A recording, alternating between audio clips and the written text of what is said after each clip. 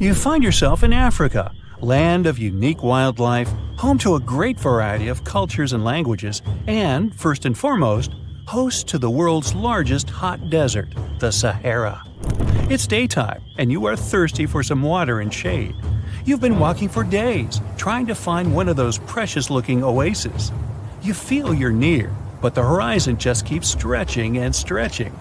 Your mind is tired, and your body is feeling all the heat. It's like you've eaten a full plate of hot pepper and then some more, judging by how much you're sweating. And when I say hot, think 100 degrees Fahrenheit hot, on average. No wonder this is happening.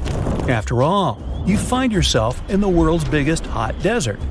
Now I say hot desert since the biggest deserted landscapes are actually the cold ones, located in Antarctica and the Arctic. I see Antarctica's frozen desert is more or less the size of 1 million LAXs. Yep, the Los Angeles International Airport. The Arctic Desert is just a bit smaller than that. Now, in case you don't know, the Sahara Desert is located in northern Africa, stretching from the Atlantic Ocean all the way over to the Red Sea. It occupies an area large enough to place approximately 100,000 Disney World theme parks side by side. According to scientists, its boundaries are expanding. Deserts usually form in the subtropics because of what's called Hadley circulation. The air rises at the equator and descends into the subtropics. This circulation of air has a drying effect, which helps the formation of desert landscapes. Since the 1920s, the Sahara is considered to have expanded by over 10%. How is this happening? Well, let's start from the beginning. You probably know the Sahara Desert as one of the most inhospitable places on Earth today. Just FYI, for a place to be considered a desert, it has to receive less than 4 inches of rain per year. Due to the very small precipitation index, deserts are usually dry and arid places. There is little humidity in the air, and daytime temperatures can go as high as 130 degrees Fahrenheit. Usually, there isn't that much animal and plant life because of the lack of water. But in the Sahara's case, it wasn't always like that. It may be difficult to imagine northern Africa without the tons of sand it has today. But about 20,000 years ago, the Sahara was actually one big oasis. Recent discoveries show clear evidence of what the scientists now call the Green Sahara. In the mid-1800s, a German explorer crossing the Sahara encountered some paintings and engravings that nomad artists had left behind. What he saw in those paintings looked nothing like his actual surroundings. Instead of an arid landscape with only camels and desert vegetation, the rock paintings depicted jungle animals like giraffes and hippos. There were even images of livestock and grazing animals such as cattle and sheep, something that seems impossible for modern-day Sahara. Artists usually draw what they see around them, so this finding really intrigued the German explorer. The drawings were so detailed that the artists must have had close contact with those animals. You can find this rock art spread out in the northern part of the African continent, from western Sahara to Saudi Arabia. Geologists soon took a keen interest in this and found the first clues to what this could mean. They have been able to confirm that, in fact, northern Africa was once much wetter. They found evidence from nearby deep-sea sediment off the coast of Mauritania. Sampled cores of underwater sand and mud, known as Saharan dust flux, show geologists that, indeed, a green Sahara was possible. The more dust is blowing off of the desert and into the bottom of the ocean, the drier the climate in the region. The sediment cores show that there was much less dust, only half as much, coming off northern Africa during the humid period. This period has to do with Earth's natural cycles. Normally, the Earth rotates at a tilt of 23.5 degrees, but this angle is not consistent and changes over time. Earth's tilt is responsible for the amount of sunlight each hemisphere receives. It affects several ecosystem functions on the planet. During the time of the Green Sahara, the Earth received between 4 and 8% more sunlight than it does today. So, when the Earth tilted about 20,000 years ago, the northern hemisphere received more direct sunlight, which affected humidity levels in the region. As the northern hemisphere got warmer, this affected monsoon activity, more specifically, the West African monsoon. Monsoons are wind systems that affect a region's rainfall index and humidity levels. As a part of the globe gets warmer, it allows for more air to rise. It combines with the wind to draw moisture up into the atmosphere. Little by little, northern Africa also became wetter. The increased moisture made the Sahara so wet that there were actual bodies of water in the region. As vegetation grew, the plants held onto moisture better than bare sand could. There is evidence of natural basins throughout the Sahara and lakes so big they would fit all of the U.S.'s Great Lakes inside of them. Archaeologists uncovered evidence of vibrant societies in what are now arid areas. It looks like ancient cultures were able to take full advantage of the African humid period. According to researchers, the human population peaked across the Sahara about 9,000 years ago. There are traces of fireplaces, hunting tools, fishhooks, and even mounds of fish bones. Records show that there have been over 230 green periods over the span of 8 million years. Solar radiation is always changing due to natural orbital cycles. That's why Earth will most certainly see another green Sahara moment. It might be thousands of years from now, but it will happen. The same way the Sahara turns green, it turns yellow again. Let's put it like that. All it takes is a significant axial tilt and a few years of readjusting. However, another phenomenon is calling the attention of scientists now. Recent studies by the National Science Foundation from the University of Maryland show the Sahara has expanded 10% over the past 90 years. This phenomenon is called desertification, which literally means fertile land turning into desert land. The Sahara Desert is now advancing into the semi-arid region of Sahel. In 1950, this region was home to 31 million people.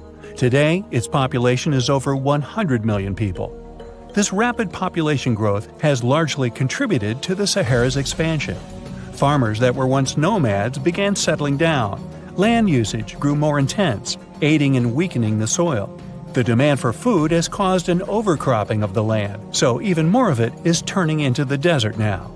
The study also shows that natural climate cycles can affect rainfall in the Sahara and the Sahel. Scientists affirm that all deserts fluctuate, not only the Sahara. A desert's boundary may expand in the dry winter and contract during the wetter summer. South of the Sahara lies the Chad Basin. It is a natural body of water that now serves as an indicator of the Sahara's expansion. The Chad Basin is located in the region where the Sahara is advancing southward. An atmospheric and ocean expert from the University of Maryland explains that rainfall has reduced greatly in the entire region. Due to reduced rainfalls, there is less water across the entire basin, and even Chad Lake is drying out. Just like the Sahara, the Atacama Desert in Chile, deemed the world's driest, is also expanding. It is located north of the city of Santiago, and its southern border is expanding toward the Chilean capital. Because the climate is getting drier and drier here, the city of Santiago risks turning into an arid or semi-arid region itself. The once fertile valleys of local rivers that lived on agriculture and livestock for many generations are losing their revenues as Chilean land is turning into a desert. Since 2010, Santiago has received only a third of its annual rainfall. Outside of the city, farmers are digging holes in search of blue gold, or simply put, water. The situation here is very similar to that of Sahel. So tell me this, were you as surprised as I was to find out what has been happening in the Sahara region? Feel free to share in the comments below. So the Sahara Desert is so big that it covers 8% of the world's territory. It's bigger than the USA or China. Surprisingly, the Sahara is not the largest desert in the world. It is the third largest, behind Antarctica and the Arctic. But it is definitely the hottest one. Temperatures there reach 136 degrees Fahrenheit. This place has some of the most incredible sand dunes you've ever seen, towering up to 1,476 feet. But here's the kicker. There's a real risk that these dunes might continue to spread until they cover the entire world. Surprisingly, the influence of the Sahara Desert extends far beyond its borders. Its dust, carried by powerful winds, makes its way to the UK and across the European continent, particularly in winter. This dust, settling on the ground where it rains, is a familiar sight to those in the UK, often leaving a red residue on cars. This connection between the Sahara, England, and Europe serves as a stark reminder of the global reach of environmental phenomena. You might think this is not a big deal, but it could turn Europe into a desert, leaving its soil infertile and Europeans with no food. Soil is a fundamental aspect of human existence, just as crucial as clean water and air. Without it, we're left with nothing but a bleak and barren landscape. The Sahara Desert has already made its jump across the Mediterranean Sea, which is concerning and could change the landscape forever. 1/5 of Spain has already turned into a desert. The next victim is Italy, which also faces the problem of desertification. In fact, almost all European countries have the same issue. According to an expert, the land that has not changed for nearly 2,000 years will become mostly rock, and people living on this land will be gone. 60% of the soil in Moldova is gone, and the problem has expanded beyond the Black Sea. It has reached China and Mongolia, thousands of miles away from the Sahara Desert. All of this causes losses of $4 billion a year. The threat is so significant that even the UN has gathered the necessary resources to solve the problem as soon as possible. Italy is sending help to Africa to stop the Sahara Desert from expanding. If this process does not stop in the next 10 years, millions will be forced to leave their homes. The Sahara Desert is growing for approximately 30 miles per decade. You do the math and see how long it will take to cover Europe. Since 1920, the Sahara has expanded by around 10%. But not all hope is lost because more than 172 countries have joined to put a stop to the desertification of the world.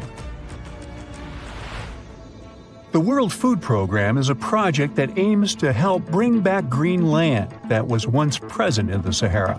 When they told people who called the Sahara home what they were about to do, the latter basically laughed in their faces and said it was impossible. But when you have a specific goal in mind, the impossible becomes possible. If we traveled back around 5,000 years into the past, we would see a beautiful forest with lush green trees and grass. Africa's climate has been changing for 21,000 years, from fantastic greenery to uninhabitable deserts. This has to do with Earth's rotation and the monsoons that bring water to this dry continent.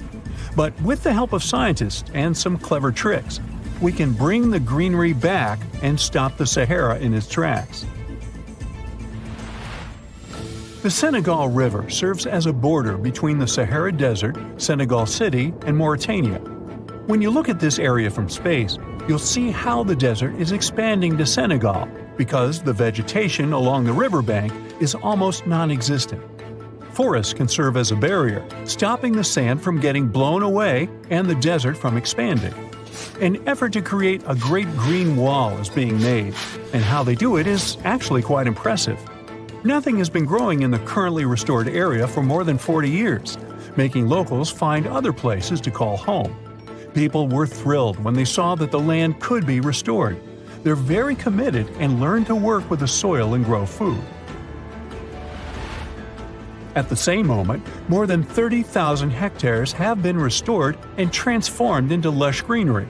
The Sahel region is the starting point of desertification, and it is crucial to establish a green wall in that area first. To make this wall is not rocket science, since it only takes a few simple steps. The ground there is baked by the sun and as hard as a block of concrete. If you've ever poured water on concrete, you know that it just flows away. It doesn't stay in one place. So they had to create water-retaining half-moons that would hold the water and make it available to plants. When you learn about how these half-moons work, you might say, how did they not think of that sooner? Actually, this technique is ancient, and it was once implemented in Sahel, but it was lost over time. When the rain falls, the water is collected into the half-moons that are positioned a bit lower than the ground below contour lines. There is also a kind of bank at the end of the shape that prevents water from overflowing. And in the middle, there are plants that are happy because they have plenty of water to thrive. Also, it's essential to grow native plants that are kind of used to harsh conditions, like sorghum and millet. These plants have been surviving there for thousands of years and produce a good amount of biomass, which means the land can be rehabilitated faster and people will have food sooner. The water that will enter the half-moons won't be lost. It will penetrate the ground and top off underground waters. This will ensure the ground that H2O will never run out and that future generations will have usable aqua. This brilliant planting technique is not limited to half-moons. People also create lines and plant various vegetables, such as tomatoes. Next, there are places only for trees, like lemons or oranges. After a long hot day, nothing is better than a freshly made cold lemonade. The trees will also protect the soil, and with some luck, there will be a new forest in the Sahara Desert. The goal is to copy the forest dynamic. Start with small plants and gradually expand to bigger plants that are more useful than the tiny ones. They are aiming to plant more than 10,000 trees.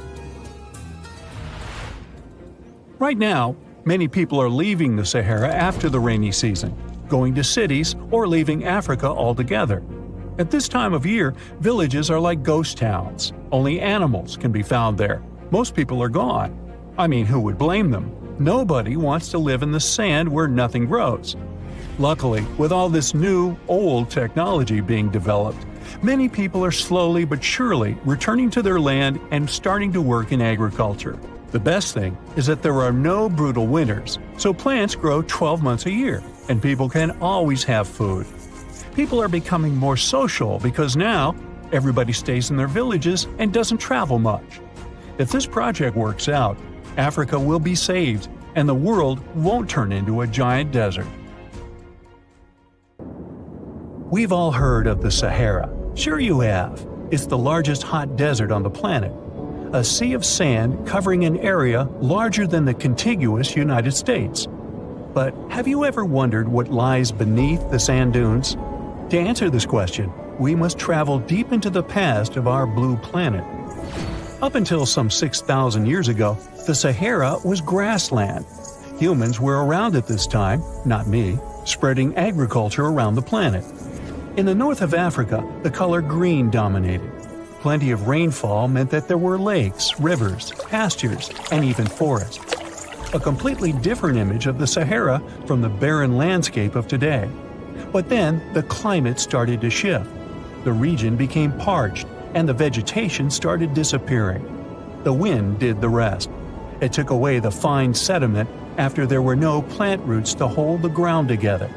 Give it a couple thousands of years, and you get a familiar image of the Sahara. Sand and rocks stretching as far as the eye can see. But when it comes to volume, only a quarter of the Sahara is actually sand. The yellow sands of the Sahara are just one part of the story. The desert has many other features, such as gravel plains, salt flats, and plateaus. Makes you think if we understand the word desert correctly. For people who study such terrains, geologists, there is only one condition for defining a desert: precipitation. If an area gets little or no rain, then it's considered a desert. The Sahara certainly fits the bill. Its average annual rainfall is just 3 inches. Compare that to the nearly 45 inches a year in New York. When we look at precipitation, this sandy desert is only the third largest in the world. Number 1 and 2 are Antarctica and the Arctic. They are larger than the Sahara by millions of square miles. It sounds odd, but there is more than one type of desert. The first two are polar deserts, while the Sahara is a subtropical desert. But the difference in air temperature are staggering. In Antarctica's interior, temperatures plummet to minus 76 degrees Fahrenheit. Compare that to the highest temperature on record in the Sahara of 136 degrees Fahrenheit. But this desert has a cool side. At night, the temperature is roughly the same as the average yearly temperature in Denmark. This hot and cold roller coaster makes it hard to choose the right outfit when venturing into the Sahara. And what about the sand? How deep is it actually? The depth varies between 70 and 140 feet. That's not too deep. If you put the Statue of Liberty in a tall dune, half of it would still stick out of the sand. Its vast amounts in the Sahara were created by aeolian processes. That's Greek for wind. Over time, it blows and shapes the surface of the Earth. In dry areas with sparse vegetation, winds erode the ground much faster. That's what happened in North Africa. Under all that sand is the bedrock and cracked clay. If you started digging, you would find the same everywhere on the planet, with one important difference. There is some type of soil covering the bedrock. This is not the case in the Sahara. Because of the arid climate and a lack of vegetation, sand covers the ground below.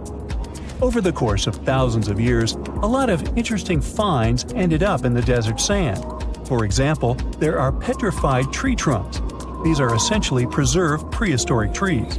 They date back to the time when the region was lush green. In some places, the trees of this fossilized forest are at least 65 feet tall. The wood is so well preserved that you can still see the texture and knots. There are even fossilized pine cones. In 1992, scientists found glass fragments in eastern Sahara. These canary yellow glass shards were scattered across hundreds of miles. They didn't belong to an ancient civilization, although ancient Egyptians used them to make jewelry. In fact, the breastplate of King Tut had a beautiful scarab beetle centerpiece made from this desert glass. For a long time, scientists were puzzled about the true origins of these fragments. They finally concluded that the glass was around 29 million years old. It is an impact tape. If that sounds like it has something to do with the word impact, you are correct. These rocks are formed when a meteorite hits the surface of the Earth. This generates a lot of heat. Scientists estimate that the temperature needed to melt this mineral was close to 3,000 degrees Fahrenheit. Apart from the regular fine-grained sand, we also have melted sand in the Sahara. But the desert conceals other unlikely artifacts. Shark teeth are a common find in Morocco, which sits in the western part of the Sahara. What are the fossilized teeth of these marine predators doing in the middle of the desert? This part of the world looked entirely different millions of years ago. There was a sea cutting right through what is now a desert. The Trans-Saharan Seaway ran the length of present-day Algeria and Mali. It was around 165 feet deep. That was enough for all sorts of aquatic animals to inhabit it. Large catfish, sea snakes, and of course sharks lived in the area. British archaeologists even unearthed a turtle shell in Mali in the 1980s. For centuries, there was even an entire city hidden under the desert. Timgad was a Roman outpost constructed by the Emperor Trajan around the year 100 in the current era. For various reasons, its residents abandoned it around the year 700. The sands of the Sahara soon engulfed the city. It had remained hidden for nearly 1,000 years. Then, in the 1700s, a Scottish explorer started digging out the city. His team first uncovered a sandstone triumphal arch 40 feet high, similar to the ones we can see in Rome and Paris today. An amphitheater soon popped out of the sand, and it was followed by well-preserved statues of Roman emperors. The Scotsman's find was so impressive that no one believed him at first. It took 2 more centuries for archaeologists to fully excavate the city during the 1950s. The site covers a surface as large as 10 polo fields. The ruins reveal the full mastery of Roman city planning.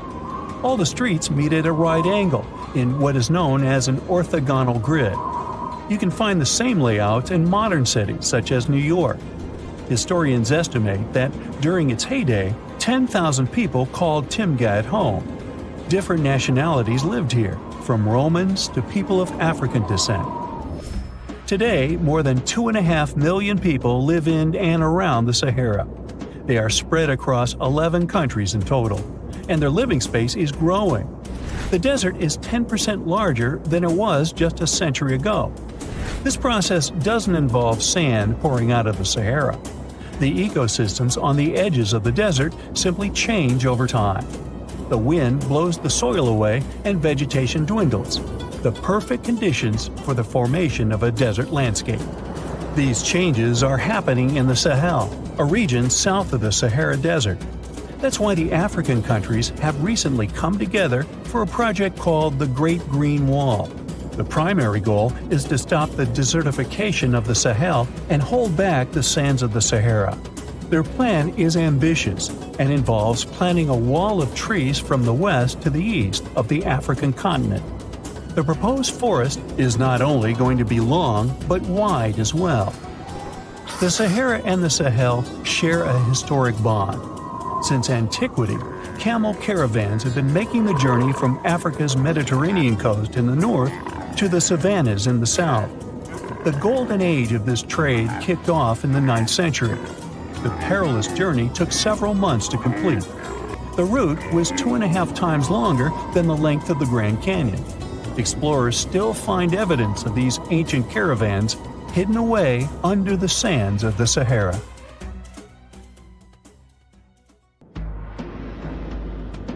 Endless hot deserts seem lifeless at first glance. But among these sands, you can meet dangerous and sometimes creepy creatures. Some of them can only cause health problems, but some can stay in your memory forever. Let's get to know them, starting with dangerous ones and finishing with real nightmares. So, you're walking through a desert and see a big teddy bear with open hands. You understand that it's probably a mirage, but still, you come closer. You were right. It's not a plush toy, but a giant cactus. There's something strange about it. Thanks to some strange fluff, the branches resemble the arms of a teddy bear. However, this is not fluff, but thousands of thin needles, and they are the reason you shouldn't come closer. The cactus is called the jumping cholla, or teddy bear cholla. It grows in the desert areas of Arizona and in the northern part of Mexico. Don't worry, this cactus won't attack you, but it will cling to your skin or clothes if you touch it. Such a fur coat protects the cactus from animals, creates shade, and saves it from heat. The lateral branches are the most important parts of the plant as they carry out photosynthesis and accumulate a large amount of moisture inside. So, despite all the danger, the cactus can be helpful for desert wanderers.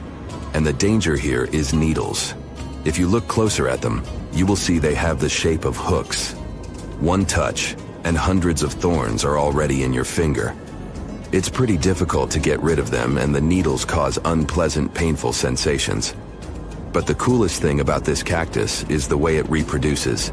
The plant clones itself in a new place. When animals and people pass the jumping cholla and touch it, the cactus gives them a small piece of itself, along with the needles. As soon as you throw this piece to the ground, it takes root and starts growing. The degree of danger is rising. The next monster from the desert is running toward us, and that is an ostrich. Many think these animals are cowards hiding their heads in the sand. You will most likely change your mind if you're unlucky enough to meet one. Usually, ostriches are not aggressive, but you should run if you come closer to their nest. On the other hand, you won't be able to do that because ostriches move at a speed of 43 miles per hour. You need a car to get away from them. They run and hit their enemy with their chests. There have been cases when ostriches attacked vans and caused significant damage to them. But the main danger these birds present is their powerful legs with sharp claws. They can deliver strong blows with them and even beat a prone opponent. So yes, if you see an ostrich in the distance, go the other way. This small spotted lizard lives underground almost all the time in the arid deserts of the southwestern US and northwestern Mexico. Sometimes, it goes outside to find lunch.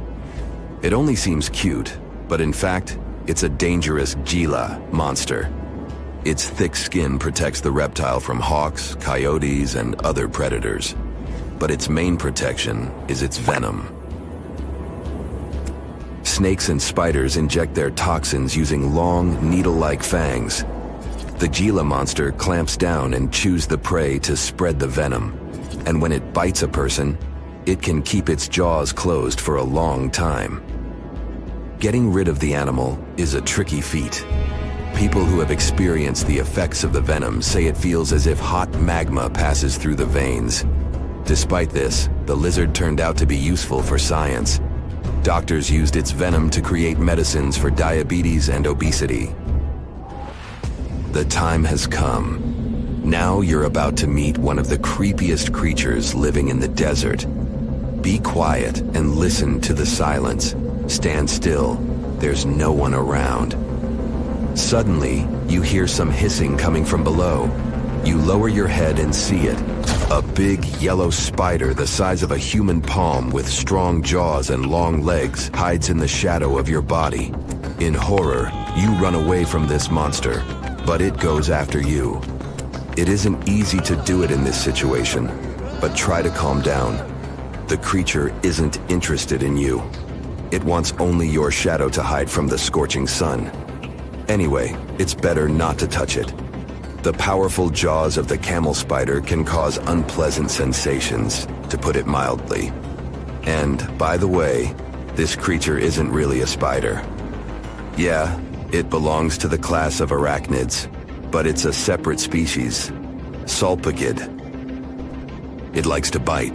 It's fearless and pretty aggressive. The spider preys on insects, lizards, rodents, and small birds.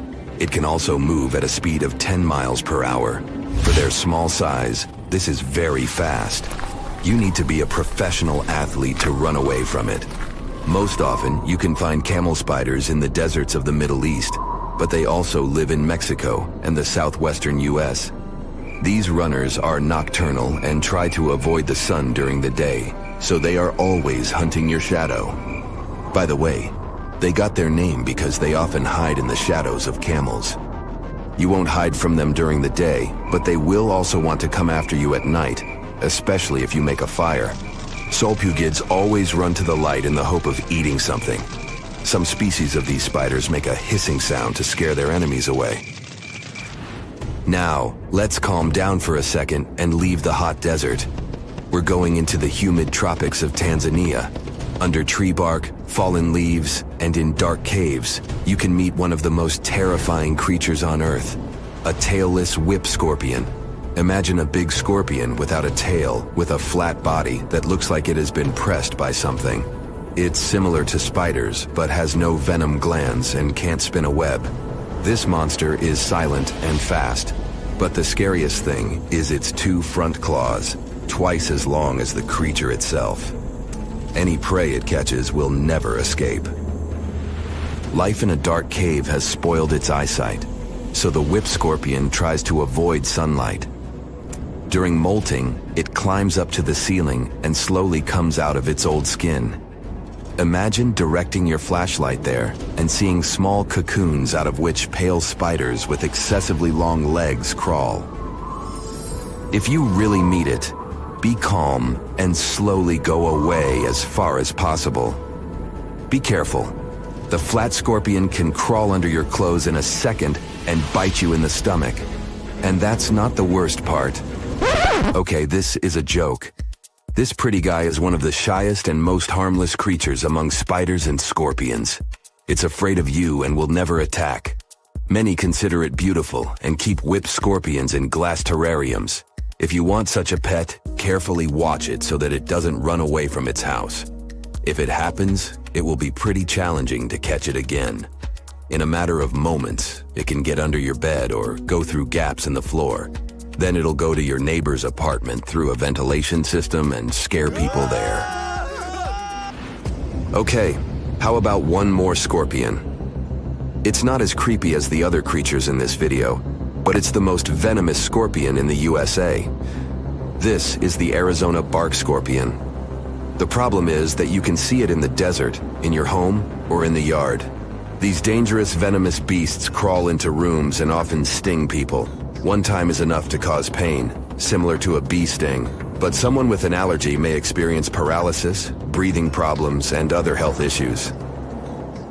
Ah, the desert welcomes you with challenging conditions of abandoned environments and extreme temperatures. Hey, some of us would prefer dessert, chocolate, over sand and rocks. Oh well. Just like cactuses and camels, buildings have had to adapt to these conditions. Here are some examples of astonishing structures in deserts. These structures are called earthships. They're located in a New Mexico desert town. A large community of like-minded people lives in them. What's even more interesting is that the location of these buildings is registered as dumpsters. Maybe it's because all these structures are made out of old tires, bottles, and cans. Earthships operate using green building principles. About 40% of a typical Earthship is built with natural or recycled materials. Imagine the walls made up of hundreds of used tires packed with dirt. Then there are layers of floor-to-ceiling passive solar windows. They gather the sunlight during winter and reflect it in the summer to keep the structures at a reasonable room temperature. You can see plants in corridors and glass bottles or aluminum cans stuffed inside walls. Certainly a distinct house in many ways. Mike Reynolds is an architect who noticed the alarming waste and consumption levels in the 1970s. He designed a fully sustainable home out of cans back then. Almost 40 years later, he becomes the one who brings together all the other Earthshippers. Reynolds drove a Mercedes, but it ran off of the vegetable oil he picked up at fast food restaurants in town. A standard 2-bedroom, 2-bathroom Earthship costs about $250,000 in this town. Yet there are Earthships like Dobson House that can cost as much as $1.5 million. If you do it yourself, with family and friends, you can eliminate the cost of labor, and it becomes relatively less expensive. Let's assume you're really going to build one. Where can it be? Well, anywhere. Earthships currently fit in the cold, dry air of Canada, as well as the hot and humid climate of Haiti. This is the Mirage Mirror House. It's an installation set in the Southern California desert. Mirage opened in 2017 as part of a contemporary art exhibition. It's composed of mirrors. This minimalistic structure blends with the environment around it. The doors, windows, and openings have been removed to create an amazing experience. What you have in the landscape is reflected back to you. How's it made? With mirrored surfaces. At night, the distant lights refract from the mirrors. In the daytime, the sky is transformed into banks of clouds. There's no fixed scenery in this house. How about seeing a futuristic structure in the deep desert? Architects designed a concept home that pairs perfectly with Elon Musk's Cybertruck. The house has a post-apocalyptic theme. When I say post-apocalyptic, it's because I can't say it. Anyway, the house is designed to survive in a disaster scenario. The Cyber House has steel gates, the windows are armored, and the exterior walls are made out of super strong material. Modern house is controlled by an autonomous geothermal heat pump. To put it in less sci-fi terms, you can keep the internal temperature steady. This sleek house has an entrance that can fit the Cybertruck. After all, it's inspired by it in the first place. Plus, the Cybertruck can be lifted to the second floor to be more secure. This is King Abdullah Petroleum Studies and Research Center in Saudi Arabia. Basically, it's a laboratory in a desert. It was designed to demand minimum energy. The architecture has patterns on the walls and ceilings, giving reference to the local tradition of geometric form. The next stop is Swartberg House in South Africa. This one is located near the Swartberg Mountains, but don't get too excited. It's on the edge of the Great Karoo Desert. It's a 4-bedroom apartment. It has a special temperature regulating system. The system works like a shield from the heat in the summer and as a sun trap in the winter. You're looking at the Grand Mosque of Djenné in Mali. This mosque is 52 feet tall. This is impressive because it's made of only sticks and a special mix of mud and other natural elements found in the desert. Petra is an ancient city hidden in the Jordan Desert. The structures are carved directly into red, white, and pink-colored sandstone cliff faces. It's located among the canyons and mountains near the desert. The place was a trade center many years ago. You might already see pictures of the impressive facade of the treasury. This structure still holds many mysteries in it. For starters, scientists can't explain how the Nabateans managed to create such a structure thousands of years ago. Did you know that there's another mysterious place in the middle of the desert that has a similar structure to Petra? Madain Saleh was like a second capital of the Nabatean kingdom. Yet another secret they left for us to decipher. It has over 100 decorated tombs and more than 1,000 non-monumental graves. Plus, inscriptions and cave drawings are also here, again surrounded by sandstone. This wooden shack was a post office once. The structure is in the Tengger Desert of Mongolia. It's surrounded by nothing. Sand is the only thing that accompanies the lonely structure. The building is only 23 square inches. As you can guess, it didn't get too many visitors. It was abandoned for over 35 years. Its fate changed one day when a woman discovered the building. Mrs. Zhang and her friend came up with an idea. They were going to reach businesses and people who wanted to send letters and postcards from the world's loneliest post office without actually visiting the place. It worked. The post office rarely gets visitors in place, but it's busy online. Over 20,000 letters and postcards were sent from the Desert Post Office in December 2021 alone. The place is about 6 miles off the nearest road. A post truck picks the letters up and hits the road for delivery. Eventually, they are shipped all over the world. A second destination in Saudi Arabia is King Abdulaziz Center for World Culture. The building has an interesting design. It took nearly a decade to build this complex structure. It's a 321-foot-tall tower which stands out with its look. Stone Matters Pavilion is a stone structure in Palestine. The structure spans a surface area of 93 square inches. It has been built entirely out of 300 interlocking stones that mutually support each other. The concave roofs, and yes, they look like giant bowls, are designed that way to collect rainwater. The structure is in Iran. Interestingly, in Iran, the evaporation rate is 3 times faster than the world average, so this bowl-like design comes in very handy. It captures the water in a way that the water can form a single mass as a whole before it evaporates. The outer shell of the roof system collects rainwater, but it also works as an additional shading. It makes air move freely, designed like a cooling mechanism for both roofs. Eco Lodge in Egypt is the next stop. The project is built in a place that overlooks the desert and is constructed using locally available materials like sun-fired bricks and palm wood. The building is an example of traditional architecture. There's a water basin that lets in the air to keep the interior cool. A worthy mention is the CID Interpretation Center in Chile. Chile's Atacama Desert is among the top tourist destinations in the country.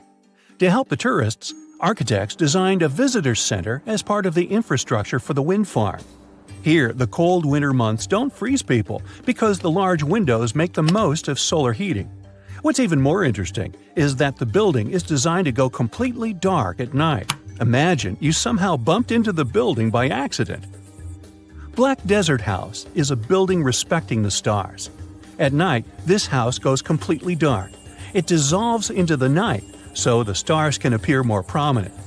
Now, any mysterious desert buildings you know that aren't on this list? Let us know in the comments. Under the burning sun, among the sand dunes, somewhere in the Sahara Desert, you're walking in search of an ancient treasure. Finally, you find a strange rock in the sand. It's big, looks like a large piece of black coal or rock, but something shiny on its surface makes the rock unusual. This unique find is the oldest thing that has ever been discovered on our planet. This rock was born long before Earth appeared in outer space. The unusual meteorite was found in 2020 in a remote area of the Sahara Desert. Scientists have analyzed the isotopes of magnesium and aluminum on the stone's surface and found that its age is about 4.5 billion years. At the moment, this is the oldest sample of magma from space in history. It belongs to a small protoplanet that didn't have time to form completely. It happened a very long time ago when our solar system was forming. Many huge asteroids were floating in space. Some of them were formed into huge celestial bodies, which later became planets. The big rocky planets were absorbing the smaller ones. The rock was part of a little protoplanet that just began its formation, but another huge asteroid destroyed it. The planet shattered into billions of pieces. Some of them became part of other planets. Some flew outside the solar system, and one piece that had been wandering in space until our Earth was formed. After that, it hit the planet's atmosphere and fell into the territory now known as the Sahara Desert. The rock was discovered in 2020, but the erosion of extraterrestrial rocks shows that it could have fallen much earlier. This ancient thing weighing around 70 pounds has several pieces of different meteorites inside. In simple words, it's a volcanic rock consisting of lava. It has cooled, solidified, and crystallized. That's why you notice the glitter. Scientists hope that further study of the rock will help to learn more about our solar system foundation. The biggest asteroid discovered in the U.S. is the Willamette. Its size is 84 square feet, and its weight is more than 15 tons. This is half the weight of a bus. Several people can fit on the surface of this outer space object. But the coolest thing is that it's not a rock like most meteorites that were found. Willamette is made of nickel and iron. This massive piece of metal was discovered in 1906. Now, the huge rock is kept at the American Museum of Natural History. The largest meteorite ever found is Hoba. It's located in Namibia, and people have never changed its position because it's too heavy. The weight of Hoba is 60 tons. It's heavier than a tank. The next space-related event occurred on February 28 in southwest England. On this day, a huge flash lit up the sky. Then there was a loud crash. Several residents opened the doors of their houses and noticed a black sooty spot on the lawn. They immediately guessed what had happened and reported the discovery to the British Meteorite Observation Network. If you ever find a meteorite, report it to some geological research or space center as soon as possible. The longer a space rock lies on the ground, the faster it loses its value. Rain, dust, snow, wind, scorching sun, all these factors damage the surface of the meteorite. It makes it difficult to study the celestial object. The meteorite found in England looks like coal, but it's way softer and more fragile. It most likely used to contain frozen water. The rock is part of a huge asteroid that plowed through outer space when our solar system hadn't fully formed yet. They found a unique combination of minerals inside the rock. It can help scientists learn more about the origins of the solar system and life on Earth. Now we're heading to Germany, to the small town of Nördlingen. A huge ancient meteorite's hidden here. It's very difficult to notice it unless you know the secret of this town. You're walking along the cozy little streets and looking at the buildings with beautiful architecture. You spend the whole day there and don't find anything that reminds you of a meteorite. To solve the mystery, you need to get out of town. So you climb a high hill and see that the city is located inside a pit. For a long time, locals were sure the house was located in the crater of an extinct volcano. If you look at the houses from a certain angle, you may notice an unusual shining coming from them. In the middle of the 20th century, a group of geologists came here and immediately declared that the crater doesn't look like a volcanic one. The town was built on a huge crater left by a meteorite. The huge celestial body fell here about 15 million years ago. It was so hot that the carbon bubbles inside instantly turned into small diamonds. When people were building this city, they didn't know they were using expensive stones, since the diamonds were hardly visible.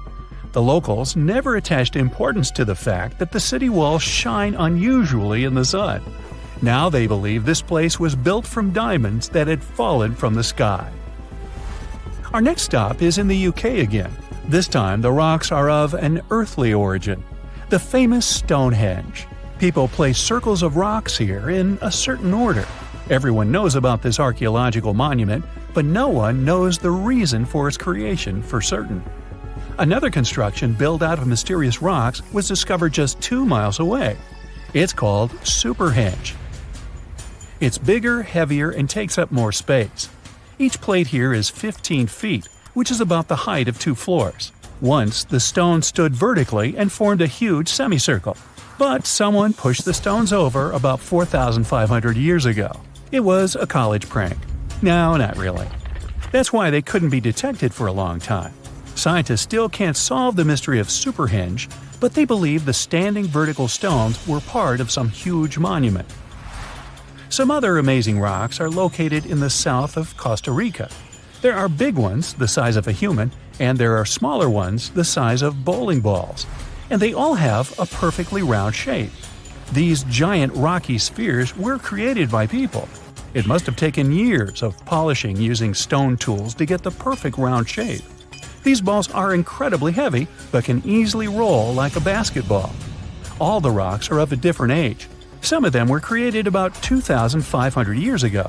Most of them are made of molten volcanic magma.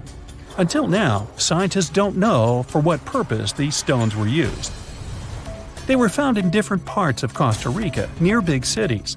It's possible that ancient civilizations installed them specifically to show the greatness of local kings. Also, many experts believe the rocks were used as a tool for studying astronomy. The people who knew their purpose of the rocks had disappeared, and the history of the stones was lost along with them. Let's finish our journey with the coolest archaeological find. You're walking through the desert of Peru and climbing a low hill. You look down and notice the surface of the hill is covered with strange lines. You walk far away and see a huge cat on the hill. Such a drawing is called a geoglyph. Its length is around 120 feet, which is about half the size of a Boeing commercial jet. Archaeologists discovered the giant cat in 2020 and found out that it had been created somewhere between 200 and 100 BCE. This huge drawing is part of a mysterious group of different pictures. In addition to the cat, there are other animals, plants, and fantastic figures. All of them were found in the desert of Peru. The kitten was found by chance. Archaeologists didn't see it at first because natural erosion on the hillside had almost erased the silhouette.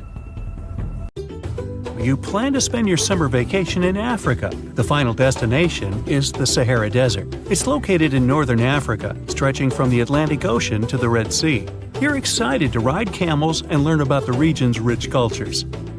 You hop on an extensively long flight, and finally, you are here. You find yourself in the world's biggest hot desert. Can you believe it's 3 million square miles? You're ready for your first adventure after drinking liters of ice-cold water. The guide gives you a choice. You can spend 2 weeks visiting a collection of oases, or you can help them solve an ongoing local mystery. Deep into the desert, near this Algerian town, lies a mystery begging to be solved. A collection of huge, spotted circles in the sand. There are dozens of them, stretching for miles in a straight line. The circles were first identified via Google Earth images several years ago. People have debated them for years, but no one seems to know the answer. The strange thing is that they are so many miles away from any towns, roads, or human activity. The quickest way to discover the truth behind the circles is asking questions. You grab your notebook and set out to talk to locals. Everyone is helpful in this scenario: geographers, anthropologists, elders, and historians. The first person you talk to is a map expert. You need to understand if those circles were authentic or a satellite glitch. You end up interviewing the people who take Google Earth satellite pictures. The circles are really there. They appear in multiple pictures from many years. Then, let's understand why they are there in the first place. After 2 days of interviews, you have your first lead. The circles could be the result of oil activity. Experts explained why this would make sense. Algeria is a rich area for natural resources, so this would be a sensible guess. Usually, to find out if there is anything worth extracting, companies would undertake seismic surveys. Seismic surveys are a way of analyzing the Earth's surface by sending shock waves into the ground. Depending on how these waves bounce back, you'll know what is located there. A special vehicle could have marked the soil that way. So, did we unravel the mystery? Not quite so. As you know, the Sahara Desert is one of the driest areas on the planet. The average high temperatures in summer are over 104 degrees Fahrenheit. To survive there, people need to find ways of accessing water. So, these circles could be a kind of ruin or leftovers from ancient water wells. Again, I'd say this is a sensible guess. Ready for some fact-checking? Some anthropologists agree that these circles could be ancient fogueras. Foguera is the name of a 2,500-year-old style of irrigation system, usually found in northern Africa. It is also known as a kanat in other places in northern Africa. Locals would dig a deep well at an elevated point, deep enough to tap into underground water. They would then dig parallel shafts at regular distances. Then they would dig an underground channel that connected the city to the well. Solely with the help of gravity, water would run from the well to the city. This traditional technology provided water for crops, livestock, and humans. Now, let's say these wells made human-made oases possible. Even the closest municipality name was an indication that this could be true. The name Fogueret Essaouira is actually named after Fogueras, these ancient wells. Now, this lead was proving to be very accurate. You decide to travel over there to see for yourself. You take a local bus, sit back, and enjoy the ride. The landscape in northern Algeria is filled with ancient-looking towns. You even see ruins of wells along the way, on the outskirts of smaller cities. Opening Google's satellite images, you can see the Qanat's markings on the ground, a series of holes running down several miles. But as soon as you arrive, you find out you were wrong. Dale Lightfoot, one of the world's leading experts on Qanats, said that the circles were definitely not Qanats. Even the satellite images confirm this difference. Uh-oh, we were so close. Apparently, Qanats or Fagras would not run down a straight line. They wouldn't be shaped like circles. Another clue that this wasn't the case was that there were no towns at the end. The circles were really far away from any human activity, and Qanats were explicitly built to provide water for human settlements. Well, it sure was a good try. You almost gave up on this mystery when you decided to take one more field trip. It was days of preparation, pick up cars, food, equipment, all so that the mystery of the Sahara circles could be unraveled. On the first day, you drove over 99 miles into the desert. You were always curious to see what this part of the world looked like. Over there, you see nothing but mustard yellow dunes. The night sky is pretty decent though. You can see the entire Milky Way with your own eyes. You set up camp and sleep under a canopy of stars. The next day, tension grows. There's no cell reception. Oh dear. But thankfully, you added the coordinates of the circles to your Google map. And surprise, the offline mode works out there. You follow the coordinates, but it leads you astray. You start to get nervous, thinking this was all in vain. But you and the team get into the car and drive a few more miles past the coordinates on your phone. After a very bumpy ride, you can't believe your eyes. There it is, an enormous crater dug on the sand, surrounded by 12 smaller holes. From up high, it looks like a clock, without the pointers, of course. On the ground, they're very faint, so faint you almost miss them. Searching the area, you notice all the holes had something similar: metal wires, thin wires that you can pull from the ground. They're buried deep, so you start digging. An object starts to reveal itself. Uh-oh, it looks like old dynamite. This certainly surprises you. Better stop digging to avoid any accidents. At the end of the survey, you feel satisfied, but still curious. What could all this dynamite mean? And who put it there? What comes next is the turning point of your adventure. Walking back to the car, you see something shining on the ground. You approach the item with curiosity. It's round and rusty and looks like a sardine can. What's that doing here? Could this give you more clues about the circle's mystery? Just in case, you pick it up and put it in the car. Back in the city, the puzzle pieces start to reveal the story behind the Sahara circles. You bring photos and the sardine can and show them to local experts. They analyze your material and give you an intriguing verdict. As it turns out, guess number 1 was the closest one to the truth. So, what happened to the first guess? Why do we need to keep digging deeper? Well, because it was only half right. The Sahara circles are not a historical footprint of seismic surveying. Back when the circles were made, this technology didn't even exist. But they sure are related to oil exploration. The dynamite-filled holes were an old method for oil searching. The circles are the leftovers of surveyors looking for resources underground. And the sardine cans? Well, they were left by the workers who held explosion works. You gotta eat, right? According to the model of the can, this happened more or less around the 1950s and 1960s. So these circles aren't even that ancient. More like modern ones, if you ask me. Well. Hope you are glad you tagged along and helped unravel this mystery. See you in the next mystery-solving adventure. Mirror check. You've got your beige parka on, your chisel is packed, and your overnight plane ride to Saudi Arabia is booked. You know what this means, right? Unfortunately, you weren't cast in the remake of Dune. It just means that you're ready to go explore the world's largest desert areas in the hopes of uncovering prehistoric secrets about our ancestors. Let's get one thing straight. If you ever thought that deserts were empty spaces, think again. They might be filled with sand as far as the eye can see, but they also hold a lot of history. You know, because before humans settled down in cities and towns, we were nomadic people, and we traveled all around the globe looking for food, water, and shelter. So we had to come up with some interesting stuff to survive. Like this thing that was found in the desert of Saudi Arabia. Do you have any idea what this could have been? Over many years, scientists have discussed the origins and use of huge structures such as these ones. It seems our Neolithic ancestors were way smarter than we gave them credit for. They didn't spend all their hours around the fire carving weapons out of stone. No, they were also practicing their architectural skills. These huge stone structures are called desert kites, because if you look at them from a distance, well, they sort of look like kites. Archaeologists have arrived at the consensus that these kites were used to lure animals in. This way, it would make it easier for our ancestors to guarantee their week's food. But that's not all. Take a look at these monolithic structures right here. They show us that our ancestors probably drew on rocks, the blueprint of what they were going to build on the ground. Just like modern-day architects, desert kites could be miles long, so they drew out a plan before actually building them.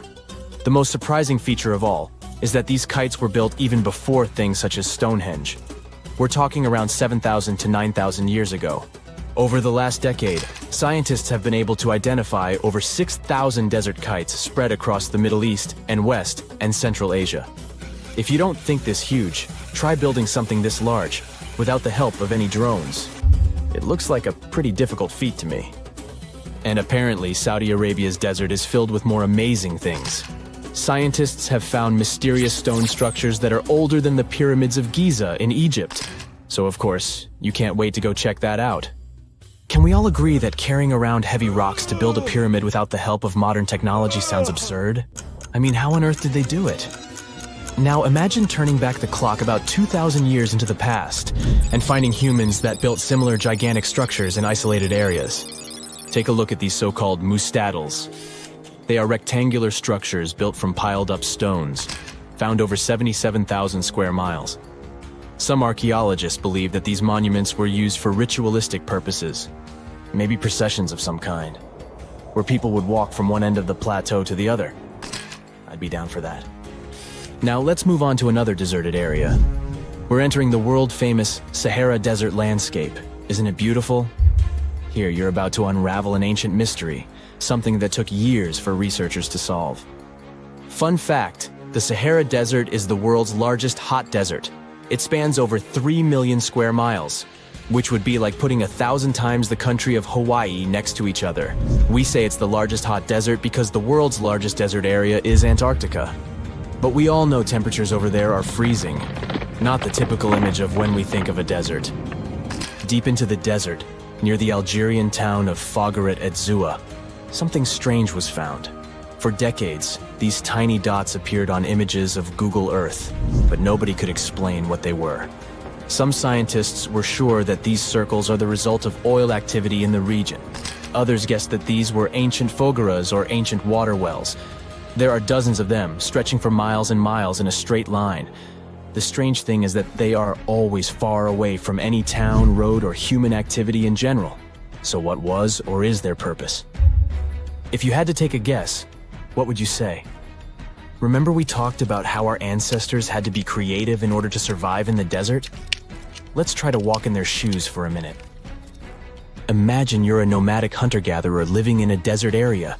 You spend your days basking in the hot sun, trying to count all the grains of sand around you. But you also need to eat and drink water. But how on earth do you get water in a desert? Sure, you can hope to keep running into oasis every week or so, but that seems a bit risky, doesn't it? That's why North African people invented the so-called fogeras. The fogeras are a 2,500-year-old irrigation system. Locals would dig deep wells in elevated areas, wells deep enough to tap into underground water. Then, they would dig parallel shafts at regular distances. This way, the water would flow from the main well down into all the shafts and irrigate entire areas. Travelers could stop by the shafts and quench their thirst. They could also raise livestock and tend to crops. Pretty clever, huh? As much as these holes did look like fogaras, a little bit of research would show you that they're not. You see, these shafts were built in a line, and not in a circular shape like the ones we're looking at now. So maybe it has something to do with the second option? Maybe these desert holes were related to oil activity in the region? Let's have a look at the holes up close and personal. From Google Earth, they don't seem that big, but in real life, they are huge craters. The tip to uncovering what they are is hidden beneath the sand. If you were one of the researchers originally uncovering the truth behind this mystery, you would have found something unique hidden in the sand: old dynamites and vintage sardine cans. Putting the pieces of the puzzle together, scientists found that these sardine cans were a model from the 1950s and 1960s. It seems that entire teams from that decade would camp out while they surveyed the area for oil. And what about the dynamites? These were used for seismic surveying.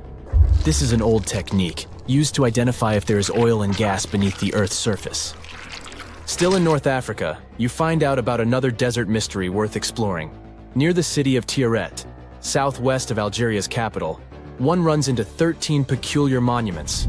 These structures are also called jedars, and yes, I am aware of how much that may sound like a Star Wars reference. They are pyramid-like in their shapes, and as far as scientists know, they were used as final resting places for the people who lived in the region. Can you guess who these were? Most likely the Berber nomads. And since we're talking about ancient stuff, they were probably built between the 4th and 7th centuries CE. Once scientists began to explore the insides of these monuments, they found they were pretty big inside. They found large underground vaults, chambers, and labyrinth-like corridors that gave way to over 20 compartments. It could take you up to 2 hours to walk around in them, and apparently our ancestors also used its walls to depict images of animals and hunting scenes. There's no definite proof of what these jedars were used for, though. This is so neat, huh? I'm sure that our world's desert is filled with many more mysterious things for us to unravel. I guess I'll see you next time so that we can continue our explorations. AI can drive a car, design trendy clothes, give you emotional support, and it looks like it can also help us find answers to centuries-long mysteries. Researchers from Yamagata University Institute of Nazca and IBM Japan used a deep learning AI model to find new Nazca lines. Those are distinct white lines on the rusty red background that you can see from a plane while flying over the deserts of southern Peru. Scientists have tried to decipher the meaning of the Nazca lines ever since they were first discovered in the 1920s. There are straight lines, rectangles, triangles, and swirls. There are also some giant drawings. You can see a monkey, a whale, a condor, a hummingbird. The 4 recently discovered geoglyphs, which is the scientific word for those drawings, show a humanoid-like figure holding a club, a fish, a bird, and a pair of legs. What is the hidden symbolism of all that? And why did the Nazca people decide to draw a humanoid in the desert? And did they even know who humanoids were? Let's dig into history to find some answers. The representatives of the ancient Nazca culture created their famous lines more than 2,000 years ago. The geoglyphs have stood the test of time thanks to a dry climate and strong winds in the desert. Scientists found that to form the lines, the Nazca people scraped off the top layer of pebbles, revealing the contrasting soil beneath. The soil's color varies from reddish-brown to yellowish-gray. It makes it look like the lines are constantly changing appearance. It looks like the creators first made small-scale models and then enlarged them to create the full-scale designs we see today. In total, there are more than 800 straight lines, around 300 geometric figures, and 70 animals and plant designs. You can find the first mention of the lines in the 16th century Chronicle of Peru, where they were first described as trail markers in the desert. Since you can't really study the lines and their symbolism from the ground, those geoglyphs only became world famous only in the 1930s. It was the start of the era of commercial planes, so more and more people could witness the lines from their window seats and spread the word. During his research a decade later, Professor Paul Kossak noticed that one of the lines aligned with the setting sun on the day after the winter solstice, which is the shortest day of the year. He supposed that the lines had some astronomical significance. German researcher Maria Reiche, who got the nickname the Lady of the Lines, supported the theory that the geoglyphs served as a calendar and some sort of astronomical purposes. She spent 40 years studying the lines and literally swept them inch by inch. She also moved into a small house close to the lines to protect them from unwanted visitors. And that's how the Nazca Lines mystery was solved. Just kidding. In the 1970s, American researchers began to question astronomical theory. In a region like Nazca, one of the driest places on Earth with only around 20 minutes of rain per year, water is a real treasure. So the straight lines and trapezoids could have something to do with it. They could have been an ancient version of Google Maps, pointing at locations for rituals that the local people organized to get some water and help their crops grow. The images of animals in the Andes region are also related to water. Spiders are thought to be a sign of rain. Hummingbirds symbolize fertility, and monkeys living in the Amazon mean an abundance of water. That could explain the choice of symbols in the desert, but there's no strong proof to support this theory. So the work on explaining the meaning of those mysterious geoglyphs is going on.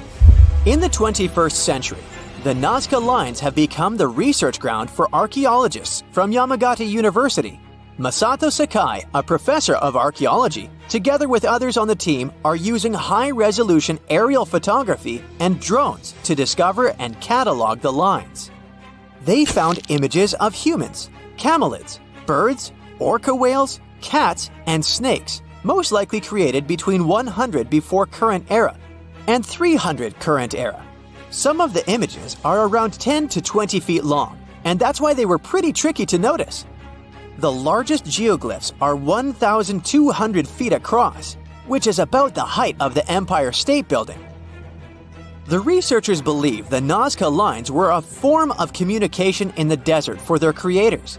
The linear ones pointed the direction from valley to valley. The ones drawn on slopes seem to have been drawn along ancient pathways between settlements. Professor Sakai explains that discovering new lines is tricky. Some of them are so poorly preserved that it's hard to spot them in aerial photos.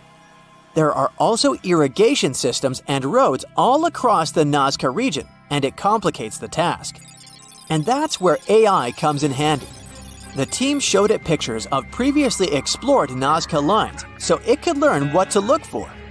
Then, AI went through tons of footage taken from planes and satellites and also laser data from previous surveys to identify the lines scientists hadn't found before. The system works 21 times faster than humans, and it made some curious discoveries. Scientists then traveled to the locations it chose to verify the findings. In 2019, AI helped to discover a humanoid-shaped character with a rectangular head who is holding a stick and wearing a headdress. It became a real puzzle for the scientists trying to understand the creature's role in ancient society. The little guy is neighbors with another famous geoglyph. It's a hermit, which is a subgroup of hummingbirds that lives in the forested regions of northern and eastern Peru. The largest of the recently found geoglyphs is a pair of legs.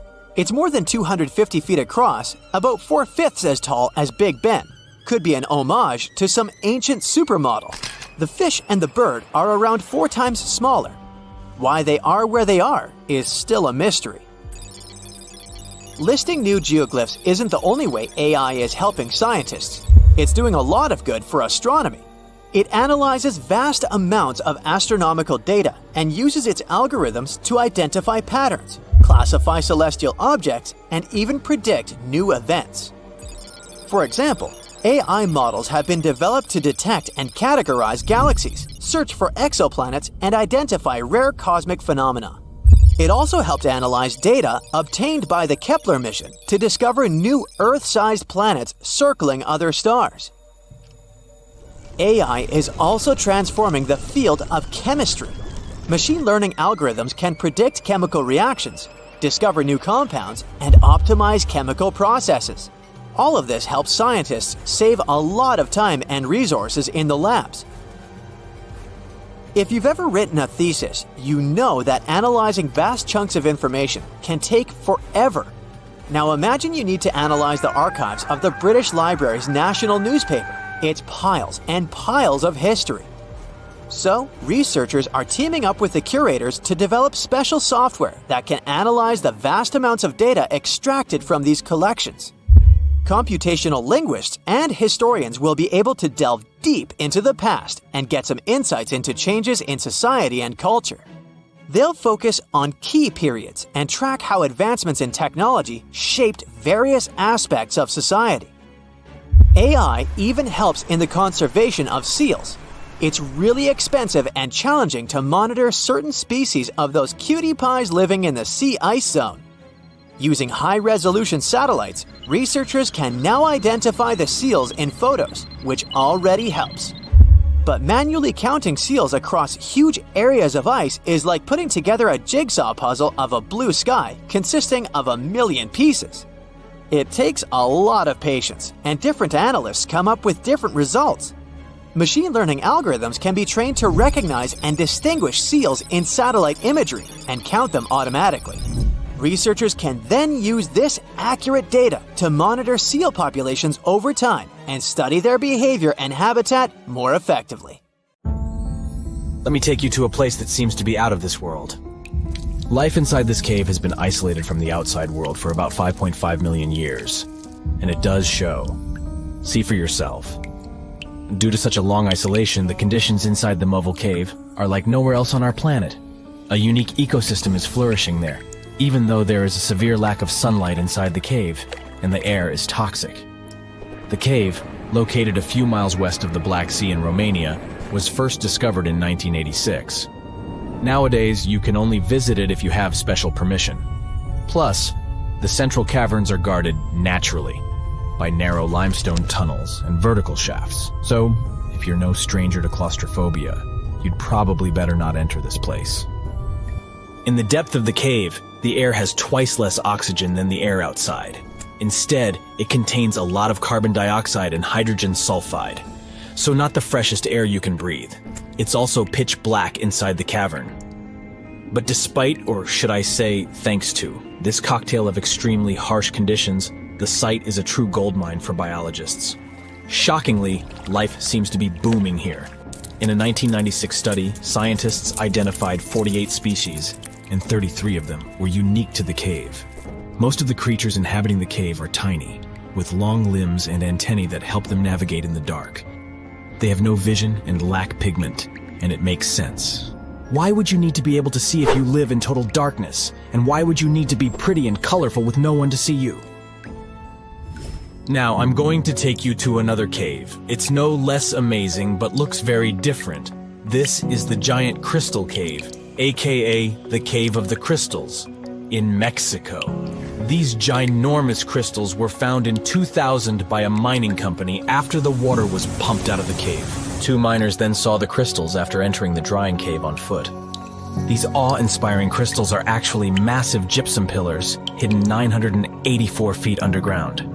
They're anchored to the walls and the floor of the scorching hot cave.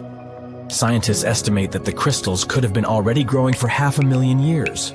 That's why many of them are so long and wide that you can walk across them. Unfortunately, visiting this wonder of nature is impossible at the moment. But maybe it's for the better, since the Giant Crystal Cave is a dangerous place that can easily turn into a trap. For tens of thousands of years, it was filled with groundwater, which was originally pushed upward into the opening by a magma chamber located in the depths of our planet.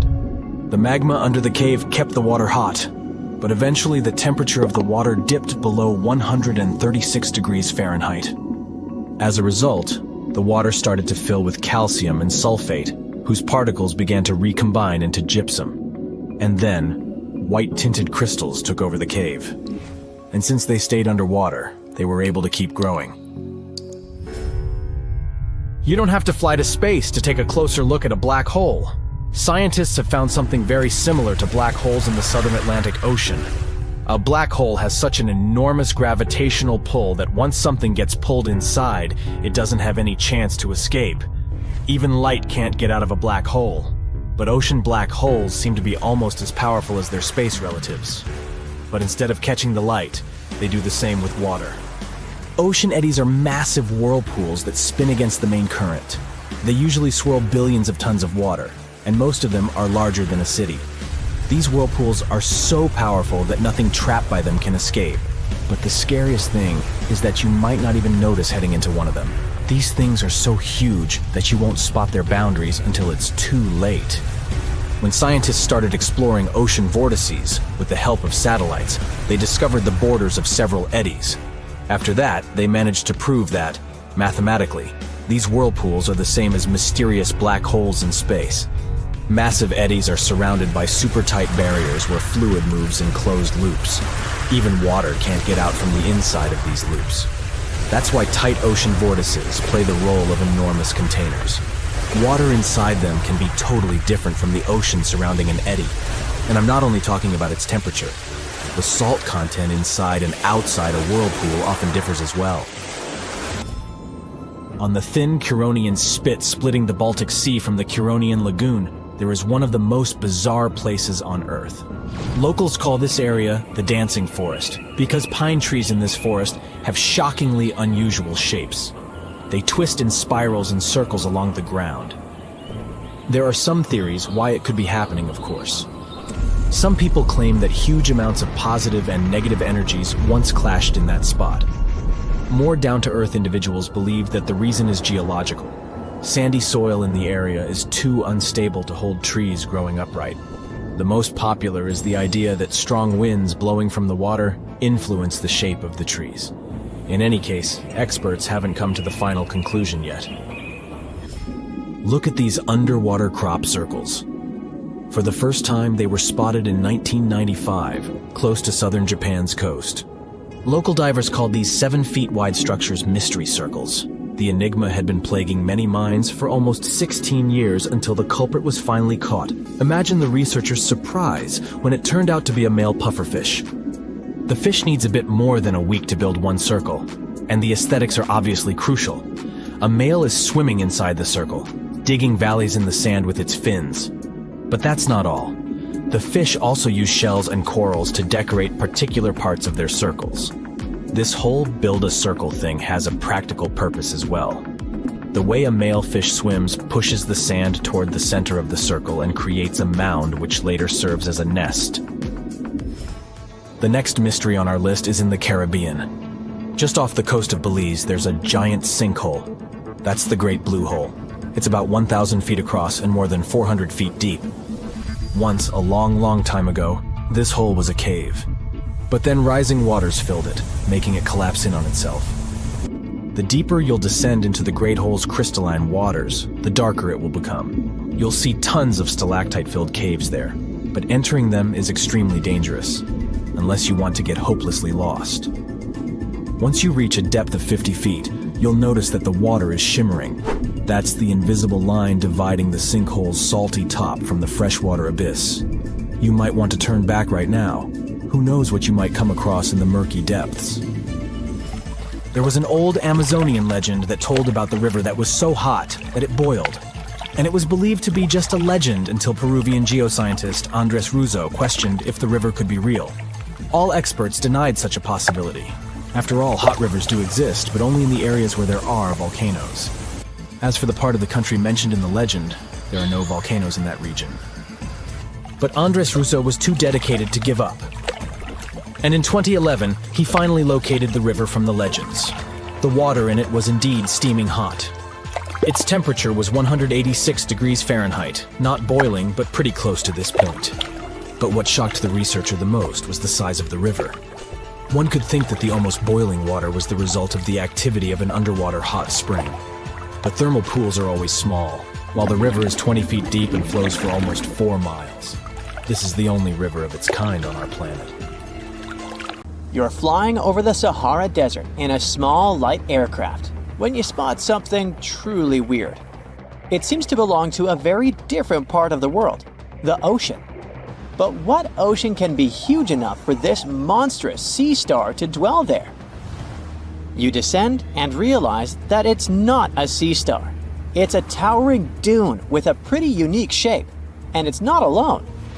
From afar, these magnificent sand structures look a bit like pyramids. They have pointed tops and radiating arms. Called star dunes, they're the most complex and largest desert dunes in the world. They're the tallest of their kind, but that's not the coolest thing about them. Researchers have found similar formations on Mars and even on one of Saturn's moons, Titan. Star dunes aren't super rare, but they're especially widespread in southeastern Morocco near the border with Algeria.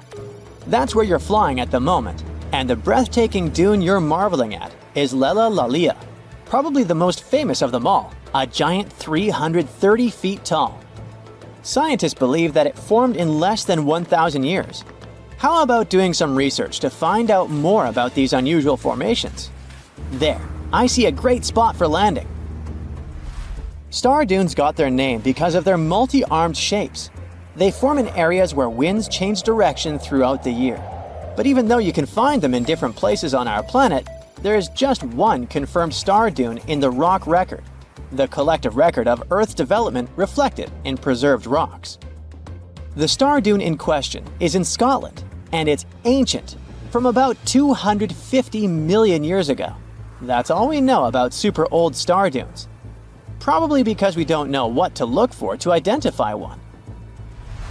Another problem: star dunes often form in remote locations, which makes them extremely difficult to study.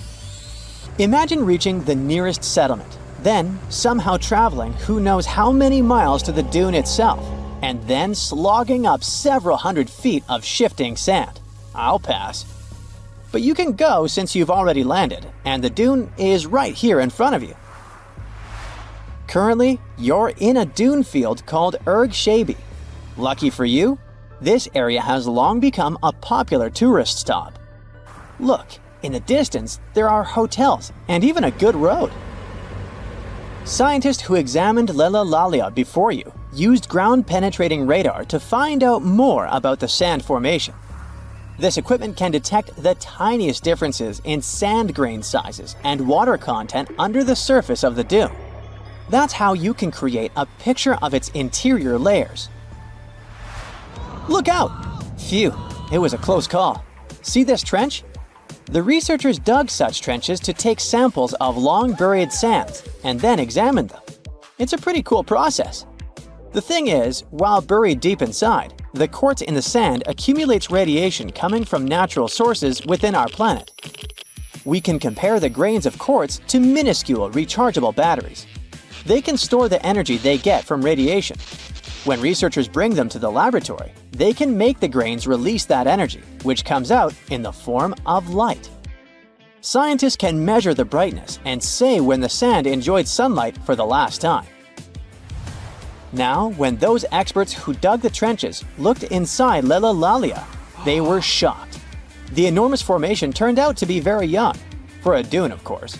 You'd expect a dune that is several hundred feet tall to be pretty old, like thousands or tens of thousands of years.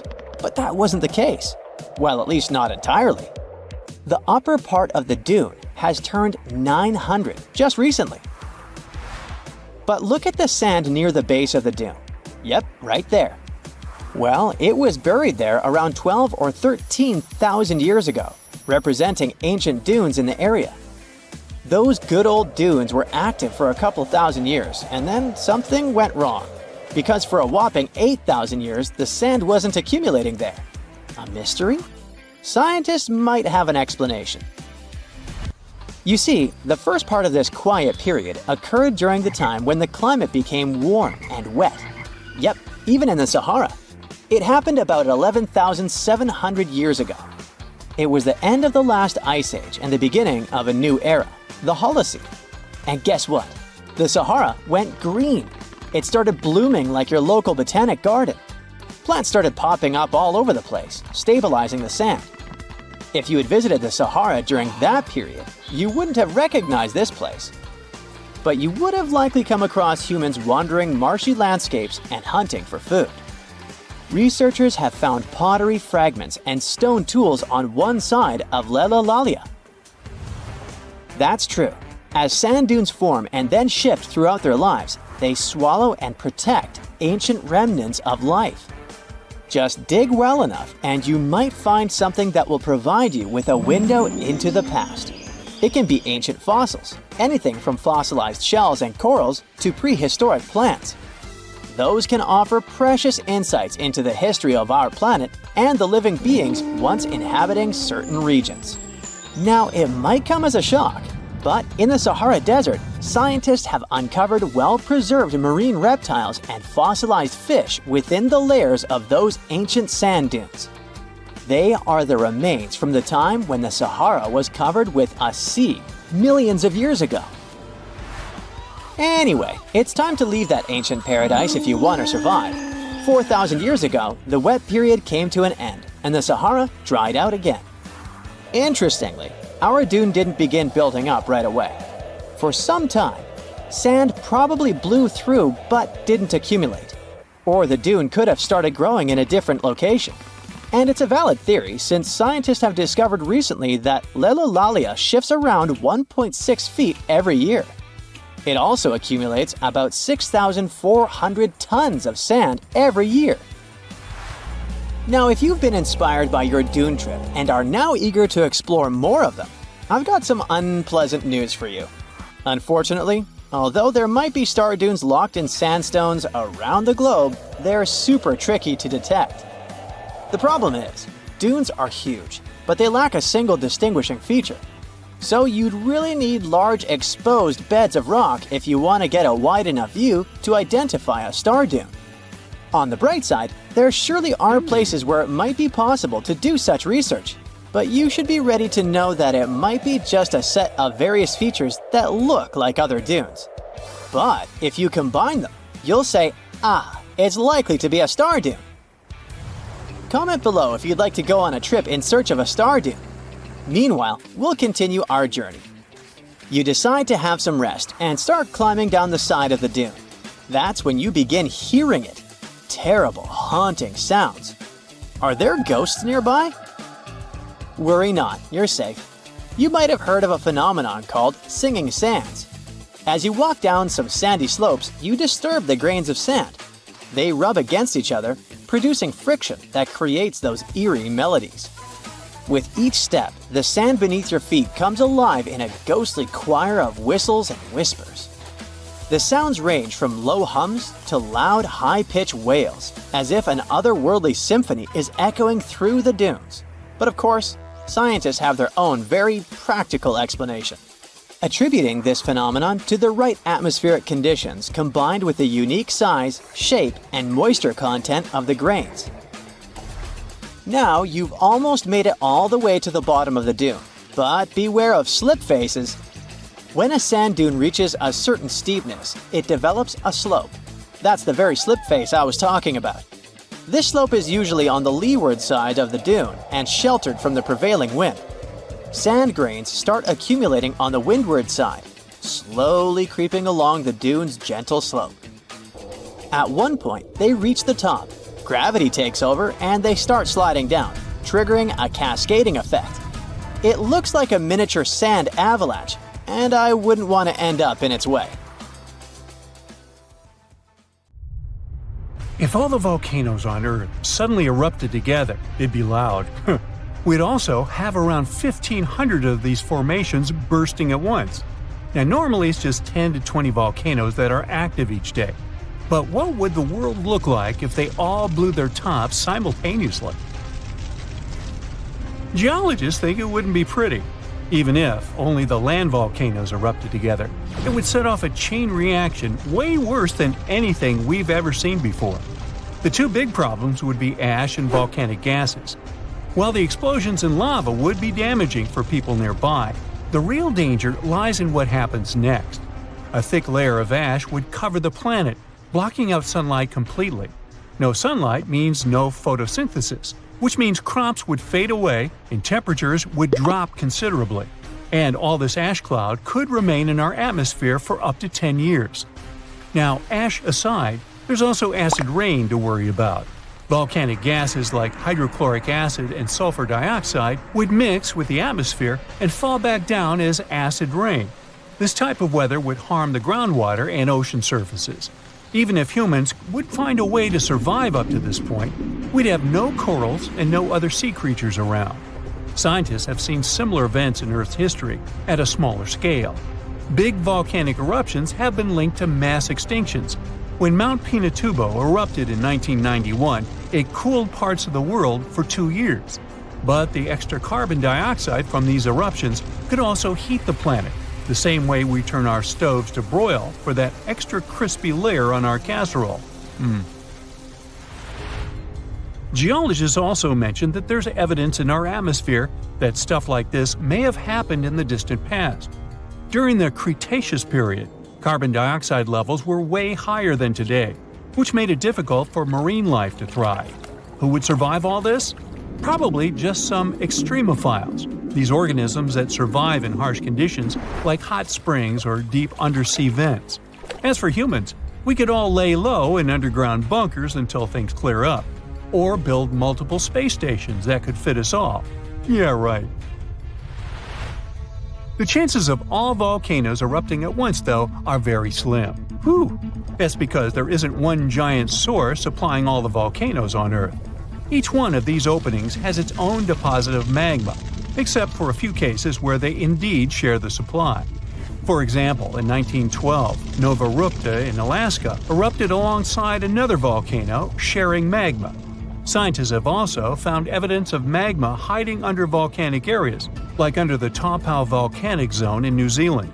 This magma can spread out horizontally for long distances, but is still just a local feature.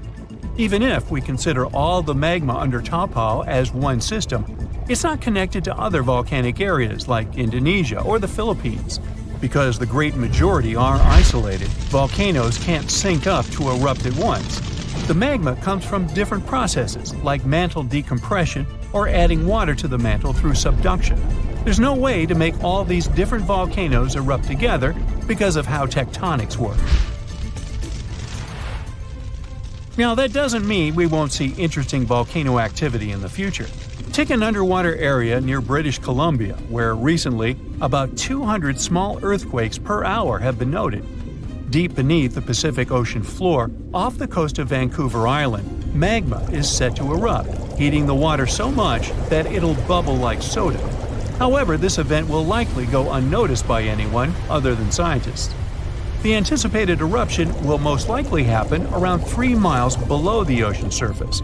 Scientists explain that the earthquakes range from negative to 4.1 magnitude, meaning only those nearby would feel any tremors. This unusual activity gives us a rare opportunity to study how the Earth's crust forms. The magma beneath the ocean floor is estimated to be almost 1,500 degrees Fahrenheit, but will cool rapidly upon eruption and contact with water. This runny rock will solidify upon contact with the seafloor, turning black quickly. This event will be useful for biologists too, who will have the opportunity to study the marine animals' response to any changes, like run! Antarctica, often seen as a vast icy continent, also holds a volcanic surprise beneath its frozen surface. Researchers have identified over 130 under the western ice sheet alone, making it the largest volcanic region on Earth. Most of these volcanoes, about 90, were only recently discovered in 2017. But could any of these Antarctic volcanoes actually erupt? Well, it depends on which volcano we're talking about. While these formations are relatively young in geologic terms, it's hard for scientists to tell if they're still active or not. There are only 2 confirmed active volcanoes in Antarctica, Deception Island and Mount Erebus. The latter, standing tall as the highest peak on the continent, has been continuously erupting since at least 1972. It's known for emitting gas and steam, and sometimes even throwing out rocks in what are called strombolian eruptions. One of its most notable features is a persistent lava lake in its crater, a rare phenomenon due to specific conditions needed to keep the surface molten. For instance, it's fueled by a steady supply of magma from deep within the Earth's mantle. This continuous inflow of molten rock provides the material for the lava lake to exist. It also features low ambient temperatures. Despite its location in Antarctica, Erebus has relatively mild temperatures in its summit region because of the heat generated by the volcanic activity. This allows the lava lake to remain liquid rather than freezing over. Deception Island, another active volcano, last erupted in the 70s. While it's currently not showing signs of imminent eruption, it's being monitored closely for any concerning activity. Apart from these two being confirmed to be active, Antarctica is dotted with fumaroles, openings in the Earth's crust that release gases and vapors. Sometimes these fumaroles can create icy towers reaching heights of 10 feet. What we should focus on is maybe supervolcanoes. They're this type that has the potential to produce the most massive and destructive eruptions. Unlike the typical one, which has a single vent, supervolcanoes have a vast magma chamber beneath the surface, spanning tens or even hundreds of miles in diameter. Their eruptions can have catastrophic effects on the surrounding area and even impact global climate patterns because of the amounts of ash and gases they spill out into the atmosphere. One famous supervolcano is the Yellowstone one, which some say is gearing up for another eruption. It has the capacity to unleash a colossal eruption, spewing over 240 cubic miles of material. As much as we'd like to predict its behavior, volcanoes don't stick to a calendar. On the contrary, eruptions simply happen when there's enough magma beneath the surface. There also needs to be enough pressure for the magma to travel upwards. As far as we can measure, these conditions are not currently met at Yellowstone. Sure, many volcanoes operate on a cyclical pattern, but that doesn't mean Yellowstone is overdue. In fact, Yellowstone has had just 3 major eruptions over the past 2.1 million years. Also, the term supervolcano refers to the formation's size, not necessarily how fussy it is. Yellowstone's monitoring is extensive, tracking seismicity, ground deformation, thermal emissions, gas, water chemistry, and surface changes. Signs of an eruption would include thousands of earthquakes over a short period. We'd also see deformation on the ground and weird gas emissions ahead of time. Stable as it might look like for now, the consequences of it having a major eruption could look ugly. Ash dispersion could blanket a 500-mile radius, potentially disrupting Midwest agriculture and clogging waterways. Ash and gas emissions into the stratosphere could induce global climatic effects, making our planet colder for several years. And yes, we've seen some research that it shows there's more liquid molten rock under the Yellowstone volcano than scientists believe. But that doesn't translate to imminent danger. So, you might have heard that Yellowstone National Park is sitting on top of a giant supervolcano. That's the reason why the area can boast powerful geysers and hot springs. But it also means that underneath Yellowstone, there is an enormous magma chamber. In 2015, researchers from the University of Utah found out that this chamber was much bigger than everyone had previously thought. They even found one more reservoir with magma under the top one. Apparently, the more spacious the chambers are, the more magma they contain. Together, the two reservoirs store a glob of magma that could easily fill the Grand Canyon not once, but 11 times. But you know the most worrying thing about the magma chambers? They tend to push against the ground above them. As a result, the land in Yellowstone rises about 1 to 2 inches a year.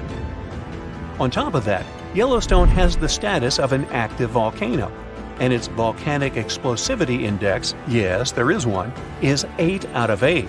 Such a high number means that if this volcano erupted, it would be an apocalyptic event. To put it into perspective, the eruption of Pinatubo in the Philippines in 1991, which is considered the most powerful in living memory, was given a mere 6 on the volcanic explosivity index. Ha, loser. Now, let's figure out if there's anything to worry about.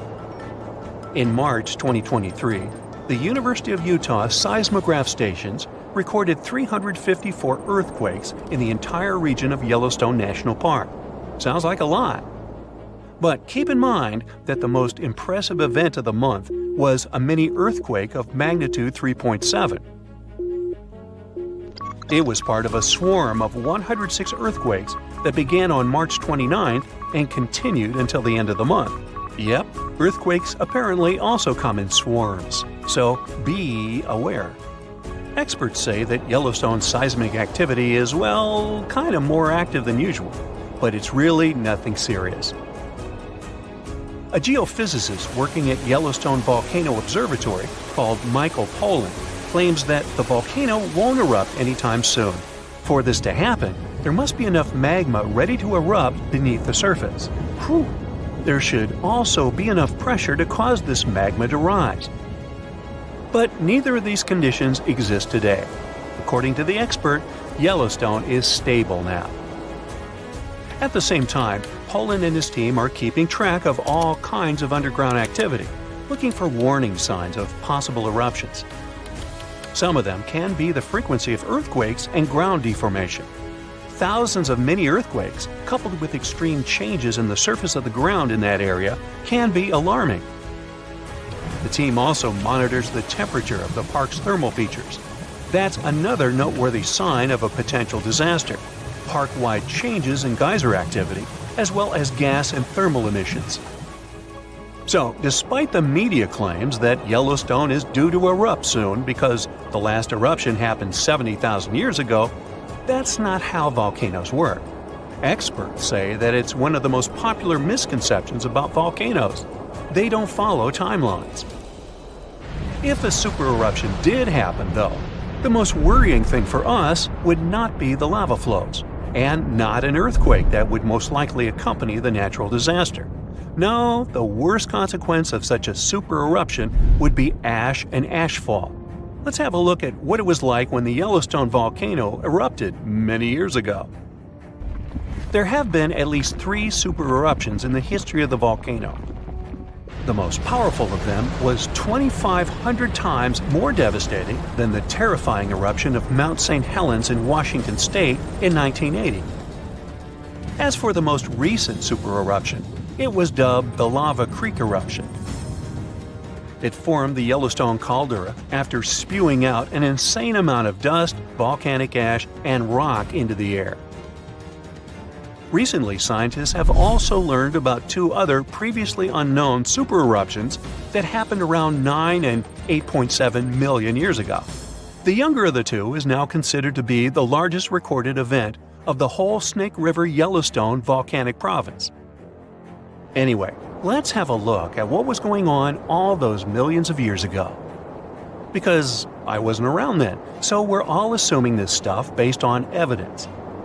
The first signs of the disaster appeared long before the catastrophe broke out. For thousands of years, the heat had been welling up from within the planet's insides.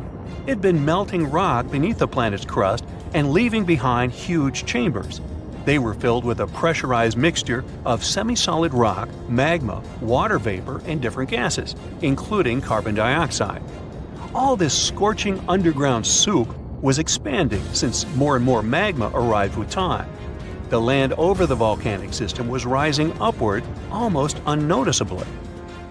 A year before the supereruption, Yellowstone gave a warning, a burp maybe, but that long ago there was no one who could interpret these signals. Plus, those alarming processes were mostly going on underground. For example, decompression releases gas bubbles. While bursting, such bubbles can often power particular kinds of eruptions. Months before the eruption, small-scale earthquakes became more frequent and more intense. The ground in many spots all over the supervolcano got hotter than it used to be. Surface lakes and groundwater also became warmer. If people had been around at that time, they would have noticed unusual steam fogging in that area. Not long before the eruption started, the growing pressure pushed the ground over the magma chamber up. This created a dome-shaped uplift. Narrow cracks started to open along the edges of this dome. Imagine opening a bottle of soda after you've shaken it. Something like that was happening near the volcano. Think Mentos and Diet Coke. The pressure was released through the fractures when gases were bursting out from under the surface. So right before the disaster, the ground around the Yellowstone volcano lifted. Geothermal pools and geysers heated up to boiling temperatures and got more acidic than usual. The magma started to rise toward the surface. At one point, the rock roof of the magma chamber couldn't resist anymore, and the eruption kicked off. Small but constant tremors began to move the ground days before the catastrophe. But the real shaking didn't start until several minutes before the eruption. With a deafening roar, a massive column of lava and ash hurled up into the air. Within several minutes, a pyroclastic flow rushed across the area at a hurricane-force speed. Such a flow is a liquid mixture of half-solid lava pieces, volcanic ash, and hot, expanding gases. It looked like an extremely hot, toxic snow avalanche. With a temperature of about 1,300 degrees, it was burning everything in its path. The volcano kept pumping ash for days on end. For all living creatures, ash fallout was one of the most dangerous consequences of the eruption. Volcanic ash turns into glassy cement within seconds of being inhaled. Most animals didn't have a chance to survive. Even thick trees started to collapse under the weight of this dense substance. It only took a couple of days until a thick layer of ash covered huge territories. After the ash got into the stratosphere, the temperatures all over the world started to drop. The eruption was rich in sulfur, which is an effective sunblocker. That's why it soon got so cold that there was no summer in the whole world for the next several years. Animals couldn't find food and clean water. This natural disaster, called the Gray's Landing supereruption, was colossal. That's how researchers described it in their recent studies. It affected a huge territory. The streams of lava enameled an area as large as New Jersey in scorching hot volcanic glass. It instantly sterilized the land surface, wiping out all the plant life that had been thriving there before. Now, if such an eruption were to happen these days, it would cover Colorado, Utah, and Wyoming with almost 3 feet of toxic volcanic ash. Many regions would be plunged into darkness. Even the coast, where most Americans live, would experience problems with the spread of the ash cloud. It would destroy crops and contaminate pastures, ruin power lines and electrical transformers.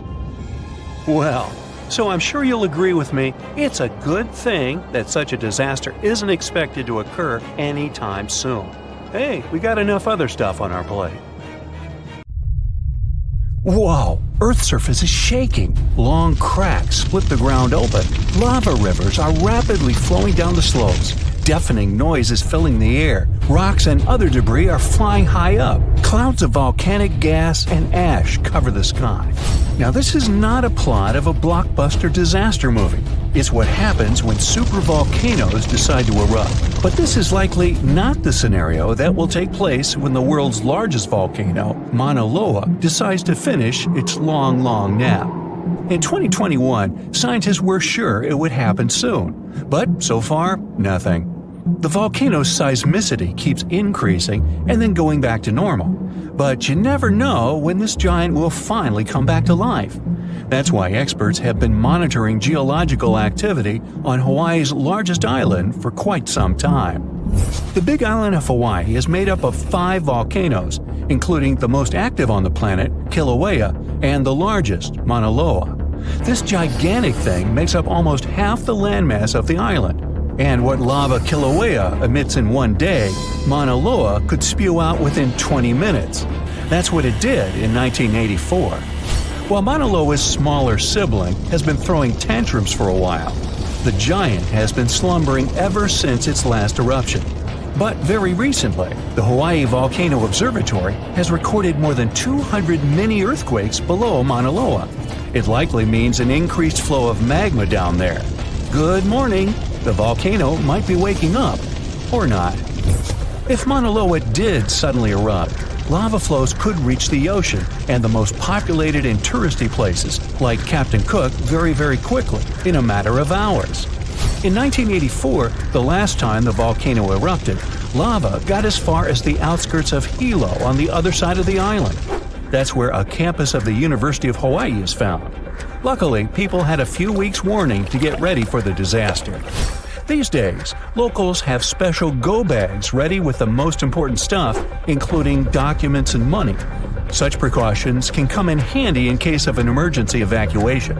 Even though most Mauna Loa eruptions have so far only affected the summit area, several of them sent lava all the way down to the ocean.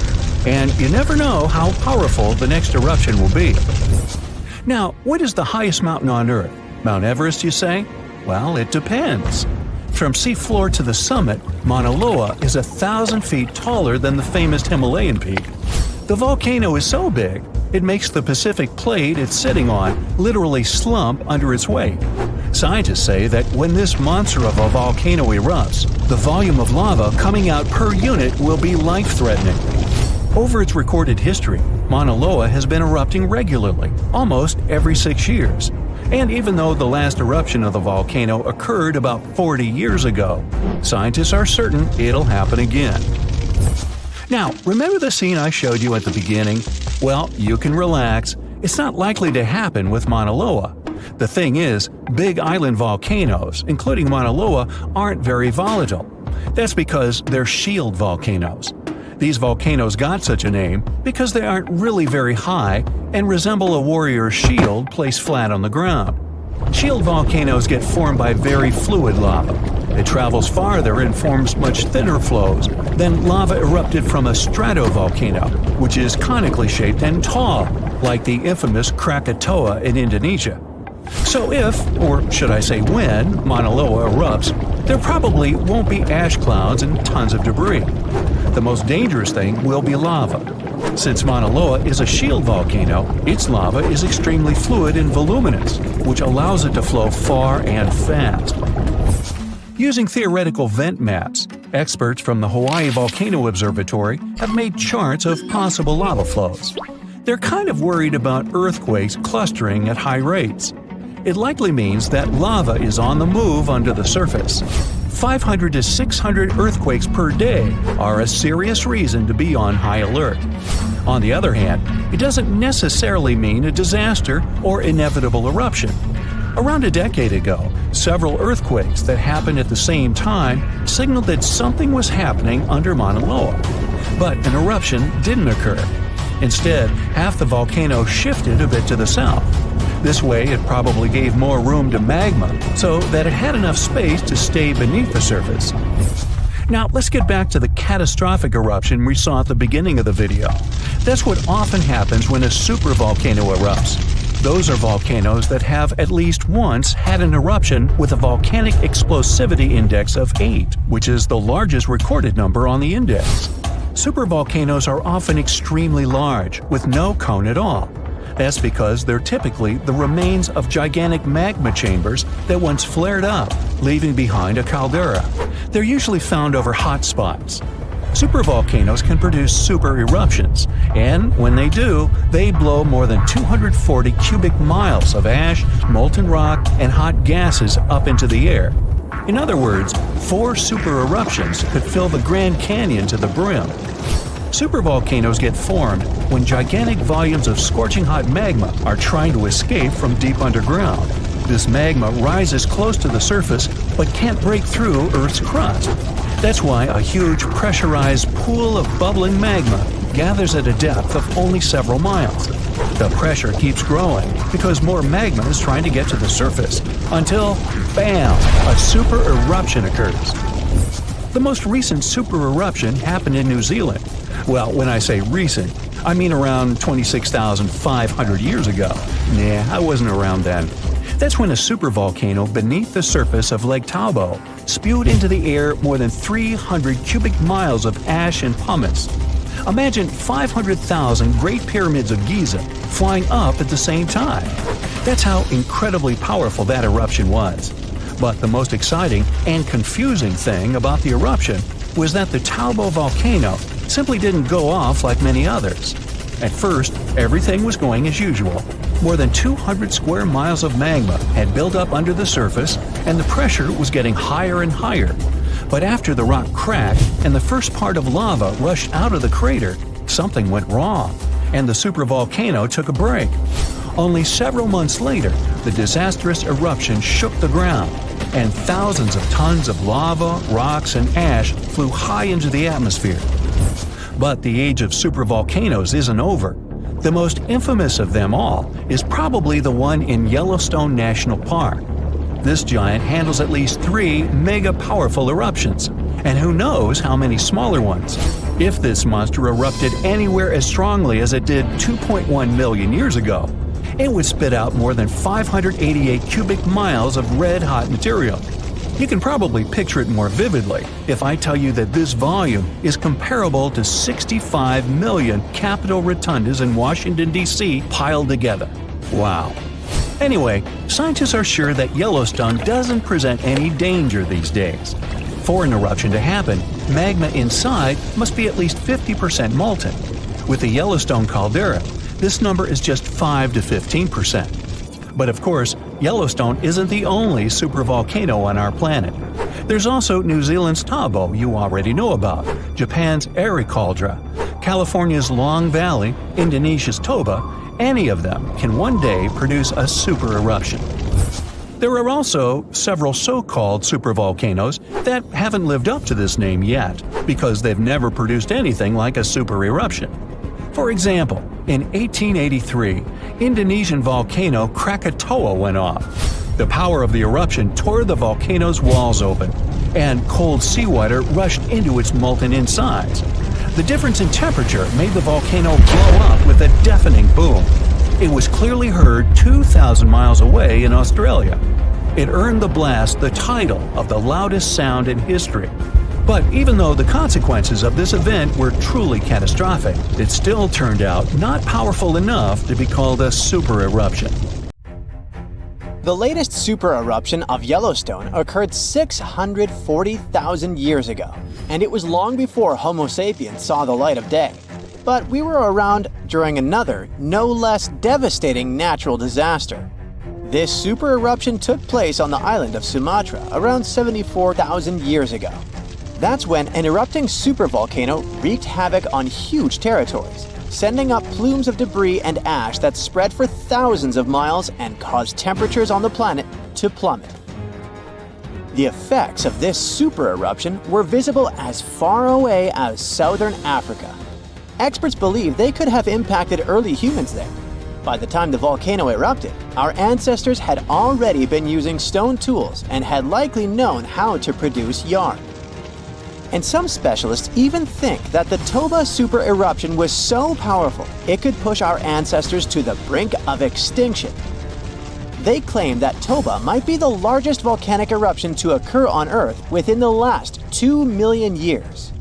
The eruption disgorged so much pyroclastic rock it would be enough to cover the entire United States to the depth of a one-story house. About a third of that deposit piled up on northern Sumatra, while a lot more ended up beneath the floor of the Indian Ocean. The super eruption left an elliptical crater lake around 60 miles long. The caldera is so large it's hard to feel that you're indeed in a volcano. Pumice deposits from the eruption remain in the canyon walls and go deep below the ground. There aren't many arguments about the amount of pumice and ash involved in this disaster. At the same time, experts aren't sure how much sulfur ended up in the atmosphere. Even some sulfur layers in the polar ice could be potential candidates, but so far, scientists haven't found any connection between them and Toba. But let's get back to the dramatic impact the super eruption had on early humans. It turns out some not only survived but even thrived after this natural catastrophe, at least judging by the artifacts they made during and after the eruption. The disaster might not have posed a serious threat to those of our ancestors who took refuge along the coast. Genetic evidence hints that modern humans descend from a few thousand people that ventured out of Africa around 60,000 years ago. Why just a few thousand? According to some experts, the rest of our ancestors could have been devastated by the Toba eruption. After all, the supervolcano spewed out 1,000 cubic miles of dust and rock in a flash, leaving a scar in the ground that was dozens of miles wide. All that dust and sulfur Toba sent into the atmosphere potentially cooled the surface of our planet, which led to the appearance of glaciers and the lowering of Earth's sea levels. And since Toba might have had an important role in shaping humankind, scientists have been working hard trying to understand precisely how early humans reacted to this disaster. In 2011, several researchers found an enigmatic soil sample in South Africa's Pinnacle Point, an archaeological site overlooking the Indian Ocean. This sample contained some volcanic ash. After examining the layer, they found more than 400,000 artifacts left by early humans.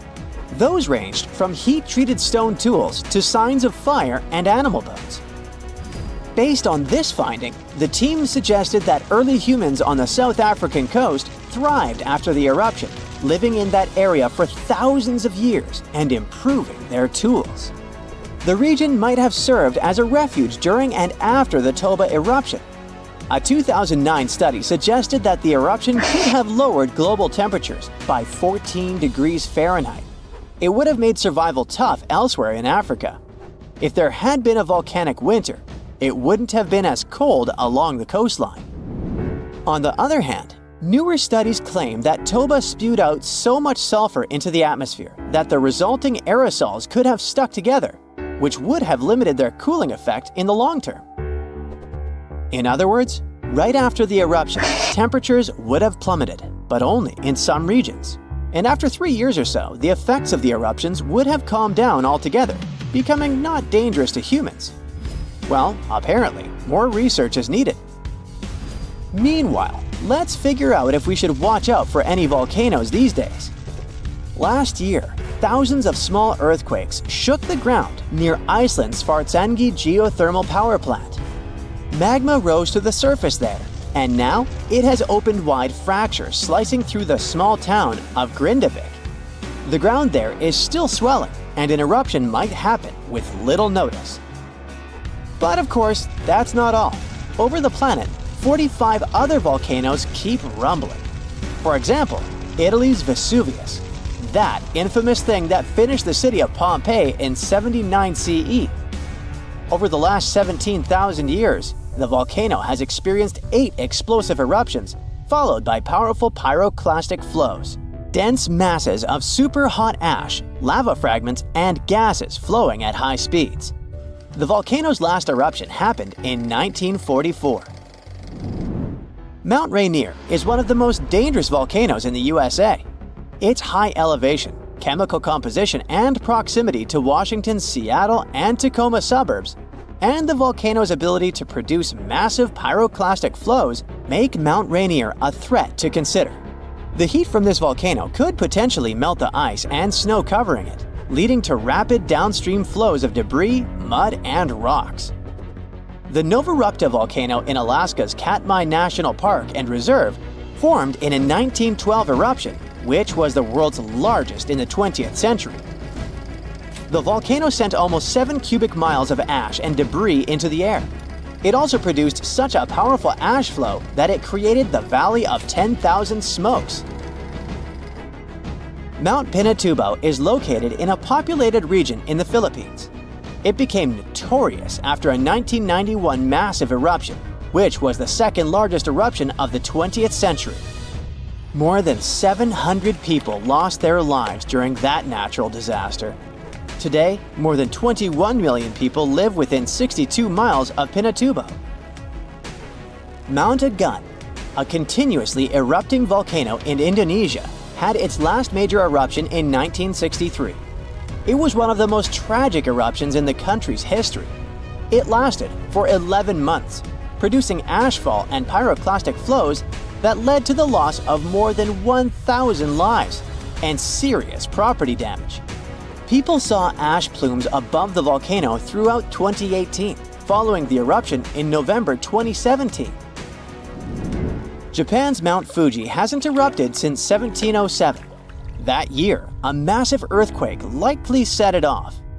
In 2014, experts warned that Fuji could be at risk of another eruption following the 9-magnitude earthquake that shook Japan in 2011. Experts believed the earthquake had raised pressure below Fuji. The eruption in 1707 sent so much ash and debris into the air that all this mass even reached Tokyo.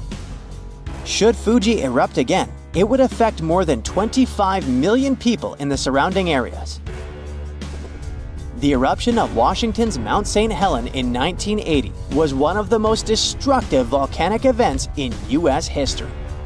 57 people, as well as thousands of animals, lost their lives during that natural disaster.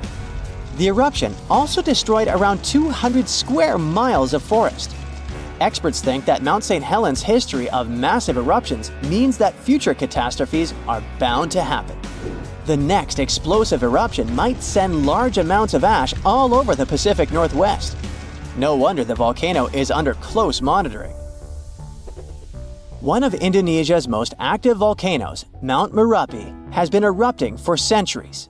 NASA claims that the biggest risk of this volcano is pyroclastic flows, which can spread over vast areas and harm loads of people. For the last time, Merapi erupted in January 2024, sending plumes of smoke into the air. These days, more than 24 million people live in the area surrounding this volcano.